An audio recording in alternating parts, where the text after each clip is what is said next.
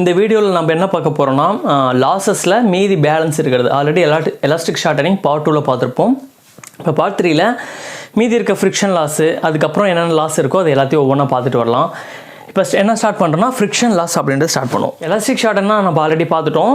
இழுத்து வச்சு டைட் பண்ணுவோம்.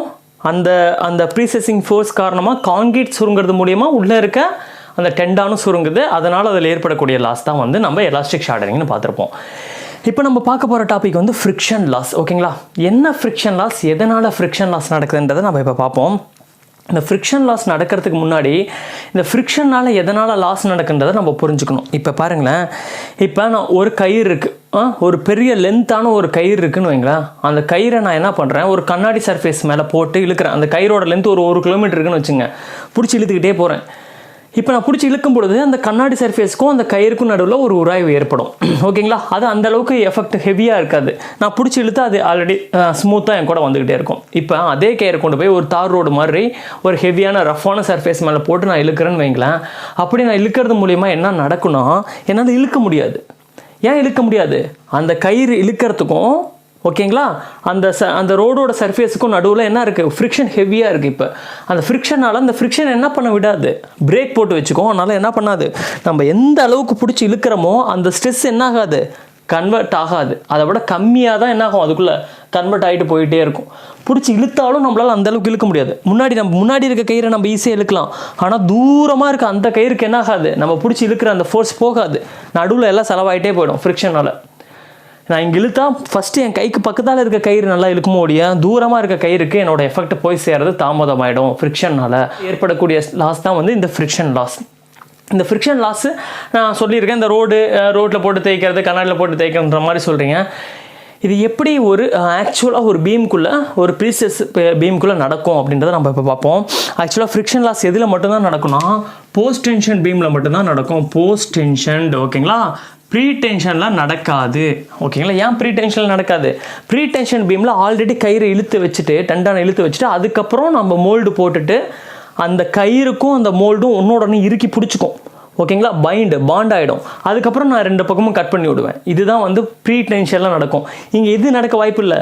ஃப்ரிக்ஷனாக இப்படி உரசுறது தான் ஃப்ரிக்ஷன். அங்கே அது மாதிரி எந்த ஒரு எஃபெக்டும் நடக்க வாய்ப்பே இல்லை. ஆனால் போஸ்ட் டென்ஷன் பீமில் என்ன நடந்துரும்னா, இந்த ஃப்ரிக்ஷன் நடக்கிறதுக்கு வாய்ப்புகள் இருக்குது. எப்படி நடக்குன்றதை இப்போ நான் உங்களுக்கு சொல்கிறேன். இப்போ பாருங்களேன், இப்போ நான் ஒரு போஸ்ட் டென்ஷன் பீம் வந்து நான் க்ரியேட் பண்ணுறேன்னு வைங்களேன். எப்படி பண்ணுவேன், இந்த மோல்டு போகும்பொழுது உள்ளே வந்து ஒரு பைப் மாதிரி ஒன்று செட் பண்ணி விட்ருவேன். இப்போ வந்து ஒரு பேரபோலிக் ஷேப்பில் ஒரு பைப் இருக்குன்னு வைங்களேன். டெண்டான் ப்ரொஃபைல் இப்போ எனக்கு ஒரு பேரபோலிக் ஷேப்பில் இருக்குது, இந்த ஷேப்பில் இருக்குன்னு வைங்களேன். இந்த ஷேப்பில் நான் என்ன பண்ணுறேன், ஒரு பைப்பை ஃபஸ்ட்டே உள்ளே வச்சுட்டு இந்த கான்கிரீட்லாம் காஞ்சி முடிஞ்சதுக்கப்புறம் ஓகேங்களா, நான் இதுக்கப்புறம் என்ன பண்ணுவேன்னா இதுக்குள்ளே கயிறை உள்ளே விடுவேன். அந்த டெண்டான் என்ன பண்ணுவேன், இந்த ஒரு பக்கத்துலேருந்து உள்ளே விடுவேன். இந்த டெண்டான் ஒரு பக்கத்துலேருந்து உள்ளே விட்டு வெளியே எடுத்து என்ன பண்ணிவிடுவேன், இந்த இடத்துல ஒரு முடிச்சு போட்டுருவேன்னு வைங்களேன். இங்கே முடிச்சுன்னு நான் சொல்கிறது வந்து ஆங்கரேஜ் கப்பலுக்கெல்லாம் ஆங்கர் போடுறப்போ அப்படியே அந்த இடத்துல அப்படியே இழுத்து பிடிச்சி நின்றுக்கும். அதே மாதிரி இந்த பீம்லேயும் என்ன நடக்கும், இந்த இடத்துல ஒரு முடிச்சு மாதிரி ஒன்று பெருசாக ஒன்று போட்டு வச்சுருப்பாங்க. ஓகேங்களா, அந்த முடிச்சு போட்டு டைட் பண்ணி வச்சுருவாங்க. அந்த கேபிளை நல்லா இழுத்து பிடிச்சிக்கும். அப்படின்றப்ப இந்த இடத்துல ஒரு ஆங்கர் நான் போட்டு வச்சுட்டேன். இப்போ அடுத்தது என்ன பண்ணுவோம்னா, இந்த பக்கம் இந்த டெண்டான் ஒயரை பிடிச்சி இழுப்போம். எனக்கு எவ்வளோ ஸ்ட்ரெஸ் வேணுமோ அந்தளவுக்கு நான் என்ன பண்ணுறேன், பிடிச்சி இழுத்து வச்சு நான் இந்த பக்கமாக என்ன பண்ணுவேன், அந்த ஆங்கரை போட்டு டைட் பண்ணி வச்சுருவேன். இந்த மாதிரி தான் ப்ராக்டிக்கலாக என்ன நடக்கும், ஒரு டெண்டானில் வந்து ஒரு ஃபோர்ஸ் கொடுத்து இழுத்து வச்சு நம்ம டைட் பண்ணுவோம். ஓகேங்களா, இது வந்து ப்ராக்டிக்கலாக நடக்கிறது. இப்போ நான் என்ன பண்ணியிருக்கேன், இந்த பக்கத்தில் ஃபஸ்ட்டு முடிச்சு போட்டு வச்சுட்டு ஒன்லி ஒரு சைடில் மட்டும் நான் பிடிச்சி இழுத்து வச்சு அந்த கயிறு நான் என்ன பண்ணுறேன், ஸ்ட்ரெச் பண்ணி இழுத்து வச்சு டைட் பண்ணிடுறேன். இந்த மாதிரி இந்த மெத்தடை நான் யூஸ் பண்ணி கயிறை இழுக்கிறது வந்து ஜாக்கிங் ஃப்ரம் ஒன் எண்டு. அது என்ன ஜாக்கிங் ஃப்ரம் ஒன் எண்டு, ஜாக்கிங்னா என்ன, ஜாக் பிடிச்சி இழுக்கிறது, ஹைட்ராலிக் ஜாக் அது மாதிரி சொல்லுவோம், ப்ரெஷர் பிடிச்சி இழுக்கிறது. ஜாக்கிங் ஃப்ரம் ஒன் எண்டுனா பீமோட ஒரு எண்டிலிருந்து மட்டும் நான் பிடிச்சி இழுக்கிறேன். ஓகேங்களா, இந்த மாதிரி மெத்தடில் நம்ம அந்த உள்ளே இருக்க போஸ்ட் டென்ஷன் பீமுக்குள்ளே இருக்க டெண்டானை டைட் பண்ணி வைக்கலாம். இன்னொரு மெத்தட் இருக்குது. என்ன மெத்தட்னா, இந்த பக்கமும் 2 பக்கமுமே என்ன பண்ணுவாங்க, மிஷினை வச்சு இந்த பக்கமும் பிடிச்சி இழுப்பாங்க, இந்த பக்கமும் பிடிச்சி இழுப்பாங்க, போத் சைடில். அப்போ என்ன ஆகும், 2 பக்கமும் பிடிச்சி இழுத்து அதுக்கப்புறம் எவ்வளோ ஸ்ட்ரெஸ் வேணுமோ நமக்கு அந்த அளவுக்கு இழுத்ததுக்கப்புறம் நம்ம என்ன பண்ணலாம், இந்த முடிச்சை வச்சு ஆங்கரை போட்டு டைட் பண்ணிட்டோம்னா அது அப்படியே அந்த இடத்துல பொசிஷனில் லாக் பண்ணிக்கும். இந்த மாதிரி 2 பக்கமும் ஒரே டைமில் இழுத்து வச்சு டைட் பண்ணுறது பேர் ஜாக்கிங் ஃப்ரம் போத் எண்டுன்னு சொல்லலாம். ஓகேங்களா, இந்த 2 மெத்தட்லாம் நம்ம என்ன பண்ணலாம், ஒரு போஸ்ட் டென்ஷன் பீமுக்குள்ளே நம்ம அந்த உள்ளே இருக்க டெண்டானை இழுத்து வச்சு டைட் பண்ண முடியும். சரி, இதில் எங்கே ஃப்ரிக்ஷன் வருது ஓகேங்களா, அதை நம்ம இப்போ பார்க்கலாம். ஃப்ரிக்ஷன் எப்படி வருதுன்றதை நம்ம பார்க்கலாம். இப்போ பாருங்களேன், ஒரு ஒயர் இருக்குன்னு வைங்களேன். அந்த ஒயர் வந்து இப்படி ஒரு பேரபோலாவாக தொங்கிட்டு இருக்குது. பேரபோலான்றது ஒன்றும் இல்லை, அந்த ஷேப் தான் ஓகேங்களா. இப்படி தொங்கிட்டு இருக்குன்னு வைங்களேன் அந்த ஒயரை நான் பிடிச்சி இழுக்கிறேன். உடனே அந்த ஒயர் என்ன பார்க்கும், ஸ்ட்ரெயிட்டாக வர பார்க்கும். அதானே இப்போ பாருங்கள், இப்போ இந்த ஒயர் வந்து இப்படி இப்படி இப்படி இப்படி தொங்கிட்டு இருக்குன்னு வைங்க. நான் பிடிச்சி இழுத்தோடனே இந்த தொங்கிட்டு இருக்கிறது என்ன ஆகுது, ஸ்ட்ரெயிட்டாக தான் பார்க்குது ஓகேங்களா.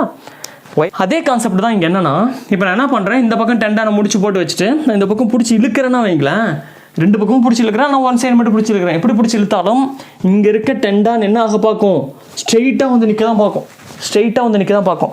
ஆனால் அது ஸ்ட்ரெயிட்டாக வர முடியாது. என்ன காரணம், நம்ம பேரபோலிக்காக உள்ளே வந்து என்ன பண்ணியிருக்கோம், அந்த ஹோல் வந்து எப்படி போகுது, ஒரு பேரபோலிக் ஷேப்புக்குள்ளே தான் போகுது. அப்படின்றப்ப என்ன நடந்துடும், இந்த சர்ஃபேஸ் டாப் சர்ஃபேஸில் வந்து முட்டி அழுத்திடும்.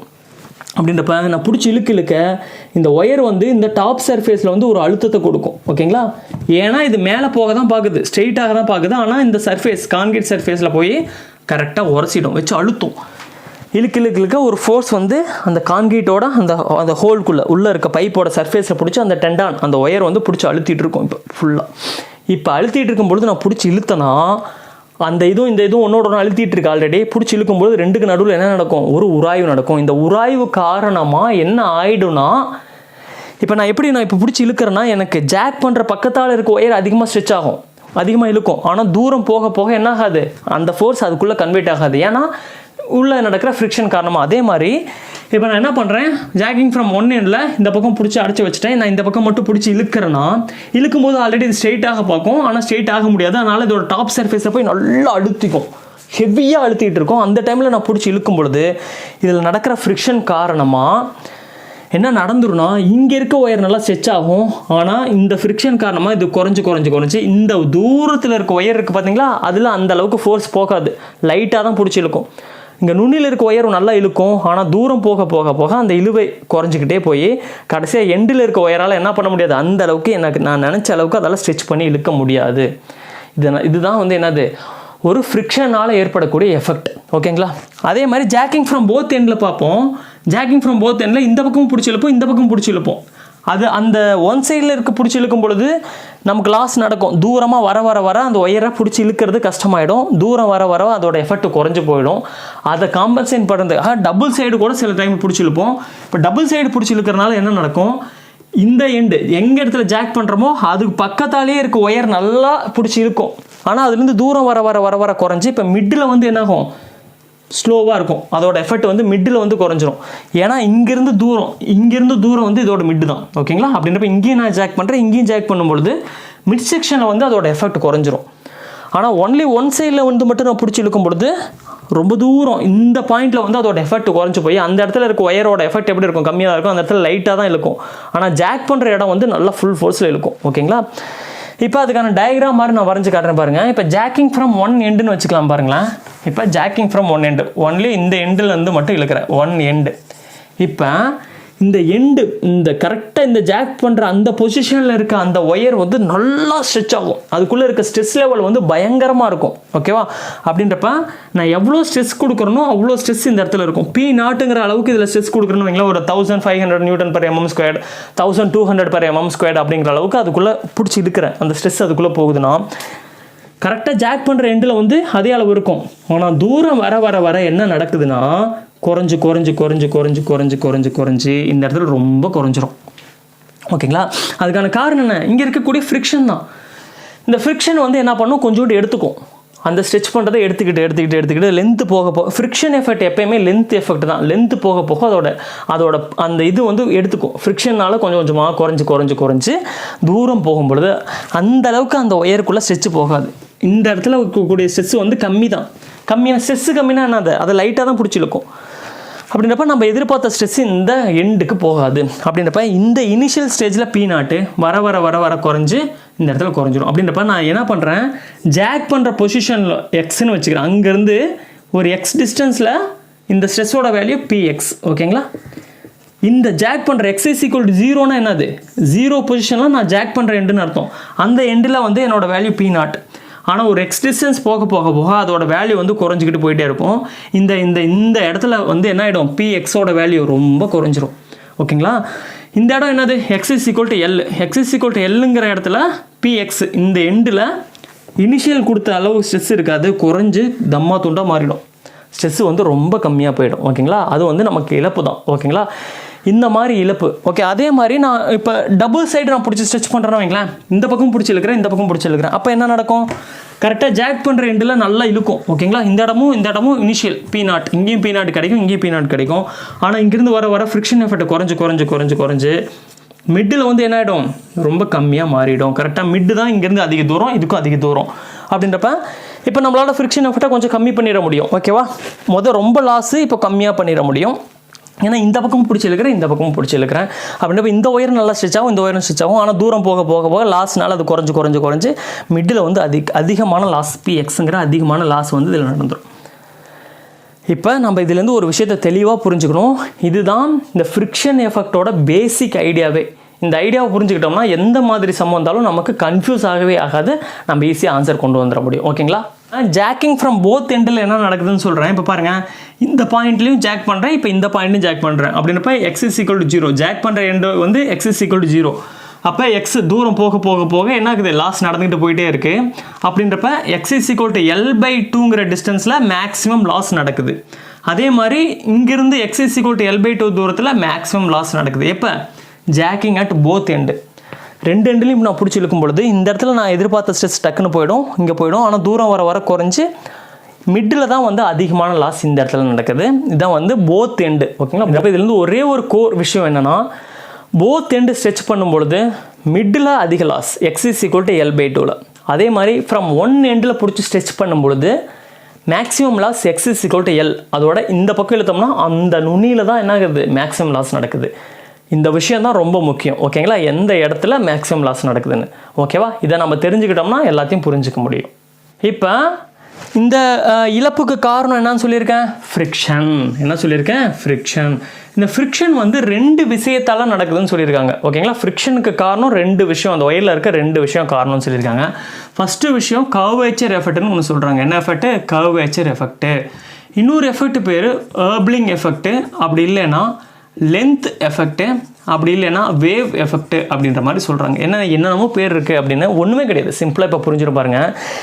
இப்போ இந்த கேபிளை வந்து நான் இப்படியே உள்ளே விட்றேன். எப்படி இருக்குது? பேரபோலிக்காக இருக்குது. நான் பிடிச்சி இழுக்கிறேன், உன்னை கேபிள் வந்து என்ன பார்க்கும்? ஸ்ட்ரெயிட்டாக பார்க்கும். ஆனால் அது ஸ்ட்ரெயிட்டாக விடலை. அதனால் அதோட மேலே இருக்க சர்ஃபேஸில் பிடிச்சி அழுத்துது. நான் பிடிச்சி இழுக்கும் பொழுது மேலே இருக்க சர்ஃபேஸ்க்கும் இந்த ஒயருக்கு நடுவில் இருக்கக்கூடிய ஃப்ரிக்ஷன் காரணமாக எனக்கு இழப்பு ஏற்படுது. எந்த இழப்பை எப்படி என்னால் புரிஞ்சிக்க முடியுதுன்னா, நான் ஜாக் பண்ணுற எண்டில் அதிக ஸ்ட்ரெச் போகுது. ஆனால் போக அந்த இழப்பு காரணமாக அந்த ஸ்ட்ரெச்சோட லெவல் குறைஞ்சு அந்த எண்டில் லைட்டாக தான் பிடிச்சி இழுக்கும். அப்படின்றப்ப ஸ்ட்ரெச்சோட லெவல் குறைஞ்சு போயிடுது அந்த எண்டில். அதுதான் லாஸ். ஓகேங்களா, என்ன சொல்லுன்னு உங்களுக்கு புரிஞ்சிருக்கும். இப்போ என்ன விஷயம்னா, இந்த கர்வேச்சர் எஃபெக்ட், இந்த கர்வ் காரணமாக தான் இந்த லாஸ் நடக்குது. ஒருவேளை இப்படி கர்வாக இல்லாமல் இந்த ஹோல், இந்த டக்ட் ஹோல் வந்து நான் எப்படி பண்ணியிருக்கேன்? ஒரு ஸ்ட்ரெயிட்டாக கொடுத்துருக்கேன். கரெக்டாக ஸ்ட்ரெயிட்டாக கொடுத்துட்டு இப்போ நான் பிடிச்சி இழுக்கிறேன்னு வைங்களேன், இப்படி பிடிச்சி இழுக்கிறேன்.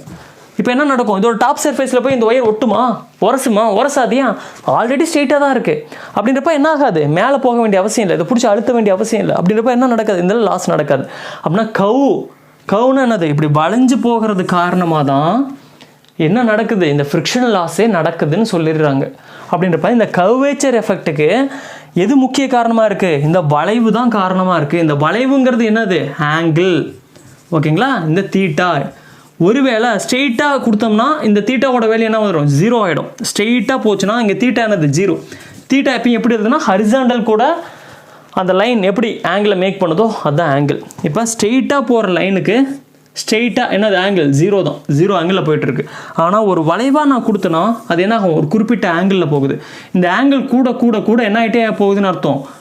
நல்லா வளையுதுன்னு அர்த்தம். அப்படின்றப்ப ஆங்கிள் தான் கர்வேச்சர், வளைவு. அந்த ஆங்கிள் தான் எதுக்கு காரணமாக இருக்குது? இந்த ஃப்ரிக்ஷன் லாஸ்க்கு ஒரு முக்கிய காரணமாக இருக்குது. இதை நீங்கள் புரிஞ்சுக்கணும். ஓகேவா, இன்னொரு எஃபெக்ட்டும் காரணமாக இருக்குன்னு சொல்கிறாங்க. அந்த எஃபெக்ட் பேர் வந்து வேபிள் எஃபெக்ட், லென்த்து வேவ் எஃபெக்ட்ன்றாங்க. இது என்னன்னா, இதை நம்ம எப்படி புரிஞ்சுக்கலாம்னா, ஒரு சாதாரண ஒரு இரும்பு கம்பி, ஒரு கிலோமீட்டருக்கு இரும்பு கம்பியை பிடிச்சி நீங்கள் இழுக்கும்பொழுது அது கரெக்டாக ஒரு ஸ்ட்ரெயிட், அப்படி ஒரு லேசர் லைட் மாதிரி ஸ்ட்ரெயிட்டாலாம் வராது. என்னாகும்? வளைஞ்சிருக்கும். இதை நீங்கள் எப்படி பார்க்கலாம்னா, நம்ம வீட்டில் கரண்ட் லைன்லாம் வருது பார்த்தீங்களா? நம்ம வீட்டு பக்கத்தில் இருக்க கரண்ட் லைன் கம்பிலாம் பார்த்தீங்கன்னா வளைவாக தான் தொங்கிட்டு இருக்கும். அதனால உத்து பார்த்தோம்னா அதுவே எப்படி தான் போயிட்டுருக்கும்? வளைஞ்சு தான் போயிட்டுருக்கும். கரெக்டாக எப்படி இருக்காது? ஸ்ட்ரெயிட்டாக இருக்காது. ஆனால் நம்ம ஒரு கோடு போட்ட மாதிரி இப்படி இருக்காது. லைட்டாக அதுக்குள்ளே என்ன ஆகும், மேடு பள்ளமாக அங்கங்கே மேடாக இருக்கும். இந்த மேடு காரணமாக என்ன நடக்குதுன்னா, ஆல்ரெடி இது வளைஞ்சு போயிட்டுருக்கு, இந்த மேடு என்ன பண்ணுதான் இப்படி வளைஞ்சு இருக்கனால அந்த இடத்துல இன்னும் கொஞ்சம் எக்ஸ்ட்ரா என்ன ஆகுது, ஃப்ரிக்ஷனோட அளவை இன்னும் கூட்டிடுது. மேடாக இருக்கனால அது இன்னும் கொஞ்சம் அதிகமான ஒரு ஃப்ரிக்ஷனோட அதிகமாக்கிடுது. அப்படின்றப்ப அந்த எஃபெக்டினால் உருவாகிறது தான் இந்த வேபிள் எஃபெக்ட். ஓகேங்களா, இந்த வேபிள் எஃபெக்ட் கண்டிப்பாக இருந்துடும். நம்ம உள்ளே போட்டு இழுக்கிறது ஏதோ சாதாரண நூல் கிடையாது. உள்ளே போட்டு இழுக்கிறது பெரிய இரும்பு கம்பிகள். அந்த இரும்பு கம்பிகள் எப்பயும் எப்படி இருக்குன்னா, உள்ளேயே மேடாக தான் இருக்கும். ஃபேக்ட்ரியில் மேனுஃபேக்சர் பண்ணி வரும்பொழுதே ஸ்ட்ரெயிட்டாலாம் அப்படிலாம் வந்துடாது, லைட்டாக அதுக்குள்ளேயே சின்ன மேடு பள்ளங்கள்லாம் இருக்கும். அது காரணமாக உருவாகிறது தான் வந்து இந்த வேபிள் எஃபெக்ட்னு சொல்லக்கூடியது. ஆனால் இந்த 2 எஃபெக்டோட காம்பினேஷன் தான் இந்த ஃப்ரிக்ஷன் லாஸு. அப்படின்றப்ப நான் இப்போ ஜாக்கிங் ஃப்ரம் ஒன் எண்டுக்கு நான் வந்து ஃப்ரிக்ஷன் லாஸ் டயக்ராம் போட்டேன்னா எப்படி இருக்கும், இந்த இடத்துல நான் அடைச்சிட்றேன், இந்த இடத்துல மட்டும் பிடிச்சி இழுக்கிறேன். இந்த இடத்துல பிடிச்சி இழுக்கும்பொழுது இந்த ஸ்டார்ட்டில் இருக்க அந்த ஒயருக்கு வந்து ஃபுல் ஸ்ட்ரெஸ் அப்படியே கன்வெர்ட் ஆகிடும். ஆனால் தூரம் போக இருக்க கம்பிகை குறைஞ்சி இந்த இடத்துல கம்மியாகிடும். அப்படியே XL Lங்கிற இடத்துல அதிகமான லாஸ் நடக்குது. ஓகேங்களா, இப்போ எனக்கு என்ன தேவைன்னா, இப்போ ஏதோ ஒரு இடத்துல இந்த ஏதோ ஒரு இடத்துல வேல்யூ வந்து என்ன ஆகுது, PXன்னு வச்சுக்கிறேன். இனிஷியலில் P0, இனிஷியல் வந்து P0 எப்பயுமே PI P0 எப்படின்னு வச்சுக்கலாம். தூரம் போக குறையுது பார்த்தீங்களா PX. இந்த PXோட வேல்யூ எப்படி நான் கண்டுபிடிக்கிறது? இந்த PXக்கு காரணம் என்னது, இங்கே P0 தான் ஆக்சுவலாக எல்லா இடத்துலையும் இருக்கணும். நான் என்ன பிடிச்சிருக்கணும் அதே ஸ்ட்ரெஸ் தான் எல்லாத்துக்கும் கன்வெர்ட் ஆகணும். ஆனால் குறையுது, அதுக்கு காரணம் ஃப்ரிக்ஷன். அதுக்கு காரணம் இது 2ஓட எஃபெக்டும் அதுக்குள்ளே வரும். அப்படின்றப்ப அதுக்கான ஃபார்முலா என்னன்றது ரொம்ப சிம்பிள் தான். என்னென்ன 2 எஃபெக்ட் அதுக்குள்ளே வரும் அந்த லாஸ்க்குள்ளே. ஓகேங்களா, என்னென்ன எஃபெக்ட் வருது, ஒன்று வந்து கர்வேச்சரு, இன்னொன்று வந்து வேபிள். கர்வேச்சருங்கிறது இங்கே ஆங்கிள், ஆல்ஃபா ஆங்கிள் அப்படிங்கிறது வரும். வேபிள் எஃபெக்ட் லென்த் எஃபெக்ட்டுங்கிறது அது எப்படி வருதுன்றதை நம்ம இப்போ பார்க்கலாம். அப்போ ஏதோ ஒரு டிஸ்டன்ஸில் PXோட வேல்யூ, PXங்கிறது என்னென்னா X = 0னா நம்ம எந்த இடத்துல பிடிச்சி இழுக்கிறோமோ அந்த பாயிண்ட், ஜாக் எந்த இடத்துல பண்ணுறோமோ அந்த பாயிண்ட் X = 0. அந்த பாயிண்டில் இனிஷியல் அப்படியே ஸ்ட்ரெஸ் அப்படியே போயிடும். பட் தூரம் போக என்ன நடக்குதுன்னா, ஃப்ரிக்ஷனால் நமக்கு இந்த வேபிளிங் எஃபெக்ட்னால நமக்கு நிறைய லாஸ் நடந்துடுது. அப்படின்றப்ப அந்த லாஸஸ் கண்டுபிடிக்கிறதுக்கான ஃபார்முலா தான் வந்து என்னது, இந்த ஃபார்முலா. ஓகேங்களா, இந்த μα - kxங்கிற ஃபார்முலா. ஓகேங்களா, இது எப்படிங்கிறது பார்ப்போம். இந்த ஃபார்முலாவுக்குள்ளே பாருங்கள் 2 விஷயம் அடங்கியிருக்கு. ஒன்று வந்து μα ஒரு டேர்மு, kx என்னென்னமோ இருக்குதுன்னு பயப்பட வேணாம். ரொம்ப சிம்பிள் தான், நான் இப்போ சொல்கிறேன் பாருங்கள். இப்போ இந்த P0 உள்ளே கொண்டு போய் பெருக்கலாம் பாருங்கள். P0 - P0 μα - P0 kxன்னு வச்சுக்கலாமா. இப்போ P0 இந்த P0 மட்டும் வெளியே எடுக்கிறேன், என்ன வரும், μα + kxன்னு மாறிடுங்களா. அப்படின்னா என்ன அர்த்தம்னா, இப்போ PXோட வேல்யூ P0, ஓகேங்களா, P0 இனிஷியல் மைனஸ் என்னதான் 2 வேல்யூ காரணமாக இருக்குது. ஓகேங்களா, என்னென்ன μα ஒரு வேல்யூ, kx, இந்த 2 தான் இதை குறைக்கிறது. இப்போ ஆல்ஃபாங்கிறது ஆங்கிள்னாவே நமக்கு என்ன தெரியும், இது கர்வேச்சர் எஃபெக்ட்னால கிரியேட் ஆகிறது. μα கர்வேச்சர்னால உருவாகிற அந்த நமக்கு நடக்கக்கூடிய இழப்பு தான் அந்த μ சொல்லக்கூடியது. kxங்கிறது என்னென்னா இந்த வேபிள் எஃபெக்ட்னால உருவாகக்கூடியது. இது 2 நம்ம புரிஞ்சுக்கிட்டோம்னா இது 2ஓட காம்பினேஷன் தான். ஒருவேளை இந்த இடத்துல வந்து கர்வேச்சர் எஃபெக்ட்டும் இல்லை, ஆல்ஃபாவோட வேல்யூம் 0 ஆயிடுச்சு. ஓகேங்களா, இந்த இடத்துல எந்த ஒரு வேபிள் எஃபெக்ட்டும் இல்லை, இது 2மே கேன்சல் ஆயிடுச்சு. இதோட வேல்யூ 0னா இது 2 சேர்ந்து 0 ஆகிடும். P0 × 0 0 அப்படின்னா PX = P0 அப்படின்றப்ப இந்த இடத்துல எந்த இடத்துலையும் என்ன தான் P0ஓட வேல்யூ அப்படியே நமக்கு கிடைச்சிரும். ஆனால் இதோட 2 எஃபெக்ட்டும் உள்ளே வரனால 2மே மைனஸில் தான் இருக்குது. 2ஓட எஃபெக்ட் எப்படி தான் இருக்குது, மைனஸ்குள்ளே தான் இருக்குது. மைனஸ்னால் என்ன இருக்குன்னு அர்த்தம், 2ஓட எஃபெக்ட்டும் குறைக்குது. 2ம் சேர்ந்து குறைச்சி நம்ம இழுக்கிற அளவு, அந்த ஸ்ட்ரெச் பண்ணுற அளவு தூரம் போக குறைக்கிறதுக்கு காரணமாக மாறிடுது. ஃபார்முலாங்கிறது சிம்பிள் தான், பார்த்தோன்னு நமக்கு தெரியுது. இது நம்மளால் ஈஸியாக மக்கப் பண்ணிட முடியும். இதை வச்சு நம்மளால் எப்பேற்பட்ட கொஷின் வந்தாலும் ஆன்சரும் ஈஸியாக கொண்டு வந்துட முடியும். ஓகேங்களா, இப்போ இந்த ஃபார்முலா நான் என்னென்னு எழுதியிருக்கேன். PX = P0 × ப்ராக்கெட்டில் 1 - μα - kx. இதுதான் ஃபார்முலா. இந்த ஃபார்முலாவில் இருக்க ஒவ்வொரு டேர்மும் என்னன்றதை நம்ம இப்போ பார்க்கலாம். P0ங்கிறது இனிஷியல் ஸ்ட்ரெஸ். ஓகேங்களா, ஜாக் பண்ணுற இடம் பக்கத்தாலேயே இருக்க ஸ்ட்ரெஸ் தான் P0. PXங்கிறது அந்த ஜாக்கிங் எண்டிலிருந்து X டிஸ்டன்ஸில் அதோட வேல்யூ எவ்வளோ இருக்குன்னு சொல்கிறது தான் வந்து என்னது PX. ஓகேங்களா, இது நமக்கு தெளிவாக தெரியணும். இப்போ இன்னொரு விஷயம் நம்ம தெளிவாக தெரிஞ்சுக்கணும். இப்போ ஒரு பேரபோலிக் கேபிள் இருக்கிற மாதிரி நம்ம கற்பனை பண்ணோம்னா, இப்போ ஜாக்கிங் ஃப்ரம் ஒன் எண்டும் இருக்கலாம், போத் எண்டும் இருக்கலாம். அப்படின்றப்ப இப்போ ஜாக்கிங் ஃப்ரம் ஒன் எண்டாக இருந்துச்சுன்னா எப்படி இருக்கும், ஜாக்கிங் ஃப்ரம் ஒன் எண்டாக இருக்கும்பொழுது கண்டிஷன் என்னன்றதை நம்ம பார்த்துருவோம். இப்போ ஒருவேளை நான் இந்த இடத்த முடிச்சு போட்டுட்டு ஒன்லி இந்த இடத்துல மட்டும் பிடிச்சி இழுக்கிறேன்னு வைங்களேன், இதுதான் ஜாக்கிங் ஃப்ரம் ஒன் எண்ட். அப்போ மேக்ஸிமம் லாஸ் எந்த இடத்துல இருக்கும்? இந்த இடம் வந்து x = 0. இங்கே போக போக போக போக போக x = Lங்கிற இடத்துல தான், இந்த இடத்துல தான் என்ன ஆகும், லாஸு அதிகமாக எனக்கு கிடைக்கும். இந்த இடத்துல அதிகமாக இழுத்துரும் ஒயர், ஆனால் தூரம் போக போக அந்த அளவுக்கு இழுக்காது. அப்படின்றப்ப இந்த இடத்துல மேக்ஸிமம் லாஸ் எங்கே இருக்குது? x = L. எப்போ ஜாக்கிங் ஃப்ரம் ஒன் எண்டாக இருந்தால் x = L, அங்கே தான் மேக்ஸிமம் லாஸ் நடக்கும். மைண்டில் ஃபிக்ஸ் பண்ணிக்கணும்.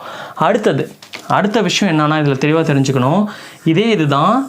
இதே பேரபோலிக் மாதிரி கேபிள் வச்சுக்கலாம். இப்போ இந்த பக்கமும் பிடிச்சி இழுக்கிறேன், இந்த பக்கமும் பிடிச்சி இழுக்கிறேன். இப்போ இந்த கண்டிஷன் பேர் வந்து என்னென்னா ஜாக்கிங் ஃப்ரம் போத் எண்டு. ஓகேங்களா, ஜாக்கிங் ஃப்ரம் போத் எண்டு. இப்போ மேக்ஸிமம் லாஸ் எங்கே நடக்கணும்? x = L/2. ஏன் x = L/2? இப்போ இதுவும் x = 0 தான், இது x = 0 தான். ஏன்னா நானும் இங்கே தான் ஜாக் பண்ணுறேன், நானும் இந்த பக்கமும் நான் ஜாக் பண்ணுற எண்டு x = 0. இங்கேருந்து வர வர வர வர வர வர இங்கேருந்து வர வர வர தொலைவு எந்த இடத்துல அதிகமாக இருக்குது? இந்த பக்கமும் கரெக்டாக அதோட மிட் செக்ஷனில் தான் தொலைவு அதிகமாக இருக்குது. அப்படின்றப்ப L/2 டிஸ்டன்ஸில் தான் மேக்ஸிமம் லாஸ் நடக்கும். எப்போ? போத் எண்டில். அப்படின்னா போத் எண்டுன்னு வந்தால் x = L/2, from jogging from one என்று வந்தால் x = L. இதை நம்ம ஃபஸ்ட்டு மைண்டில் வச்சுக்கணும். இதுதான் point number 1. Very very very important point இதில். ஓகேங்களா, இந்த மியூங்கிற வேல்யூ என்னன்னு பார்ப்போம். நம்ம தெரியும் இந்த மியூ ஆல்ஃபாங்கிறது எதனால் உருவாகக்கூடியதுன்னா கர்வேச்சர் எஃபெக்ட்னால உருவாகக்கூடியது. இந்த kxங்கிறது எதனால் உருவாகக்கூடியதுன்னா இந்த வாப்ளிங் எஃபெக்ட்னால உருவாகக்கூடியது நமக்கு தெரியும். வாப்ளிங் எஃபெக்ட் அப்படின்னா வேவ் எஃபெக்ட் ஆர் லென்த் எஃபெக்ட்னு சொல்லக்கூடியது. ஓகேங்களா, இப்போ இந்த மியூங்கிறது எதனால்? உரசரனால உருவாகக்கூடியது. டாப் சர்ஃபேஸில் புக்லேயே நம்ம ஸ்டாண்டர்டாக கொடுத்துருவாங்க மியூவோட வேல்யூ எப்பயும். இப்போ என்ன சொல்லியிருக்காங்கன்னா steel moving on a smooth கான்க்ரீட்க்கு வந்து மியூவோட வேல்யூ 0.55 அப்படின்னு சொல்கிறாங்க. அதே மாதிரி steel moving on steel fixed to duct 0.30. Steel moving on லெட்னா பைப் வந்து லெட்டில் செஞ்சுருப்பாங்க 0.25. இந்த வேல்யூலாம் கொஷின் பேப்பர்லேயே கொடுத்துருவாங்க. அதனால் நம்ம இதை நினச்சி ஒரி பண்ண வேண்டிய அவசியம் இல்லை. அது என்ன லெட்டு, அது என்ன ஸ்டீல் பைப்னா, இப்போ நம்ம உள்ளே வந்து நம்ம அந்த கான்கிரீட் பைப் செய்யும்பொழுது உள்ளே ஒரு ஹோல் பண்ணி வச்சுருப்போம் பார்த்தீங்களா, அந்த ஹோல் பண்ணி ஆல்ரெடி வச்சுருப்போம். ஓகேங்களா, அது காஞ்சதுக்கப்புறம் பைப்பை உள்ளே செருவறதுக்காக ஆல்ரெடி நான் என்ன பண்ணியிருப்போம், இந்த ஹோல் பண்ணுற பைப்போட சர்ஃபேஸை பொறுத்து தான்.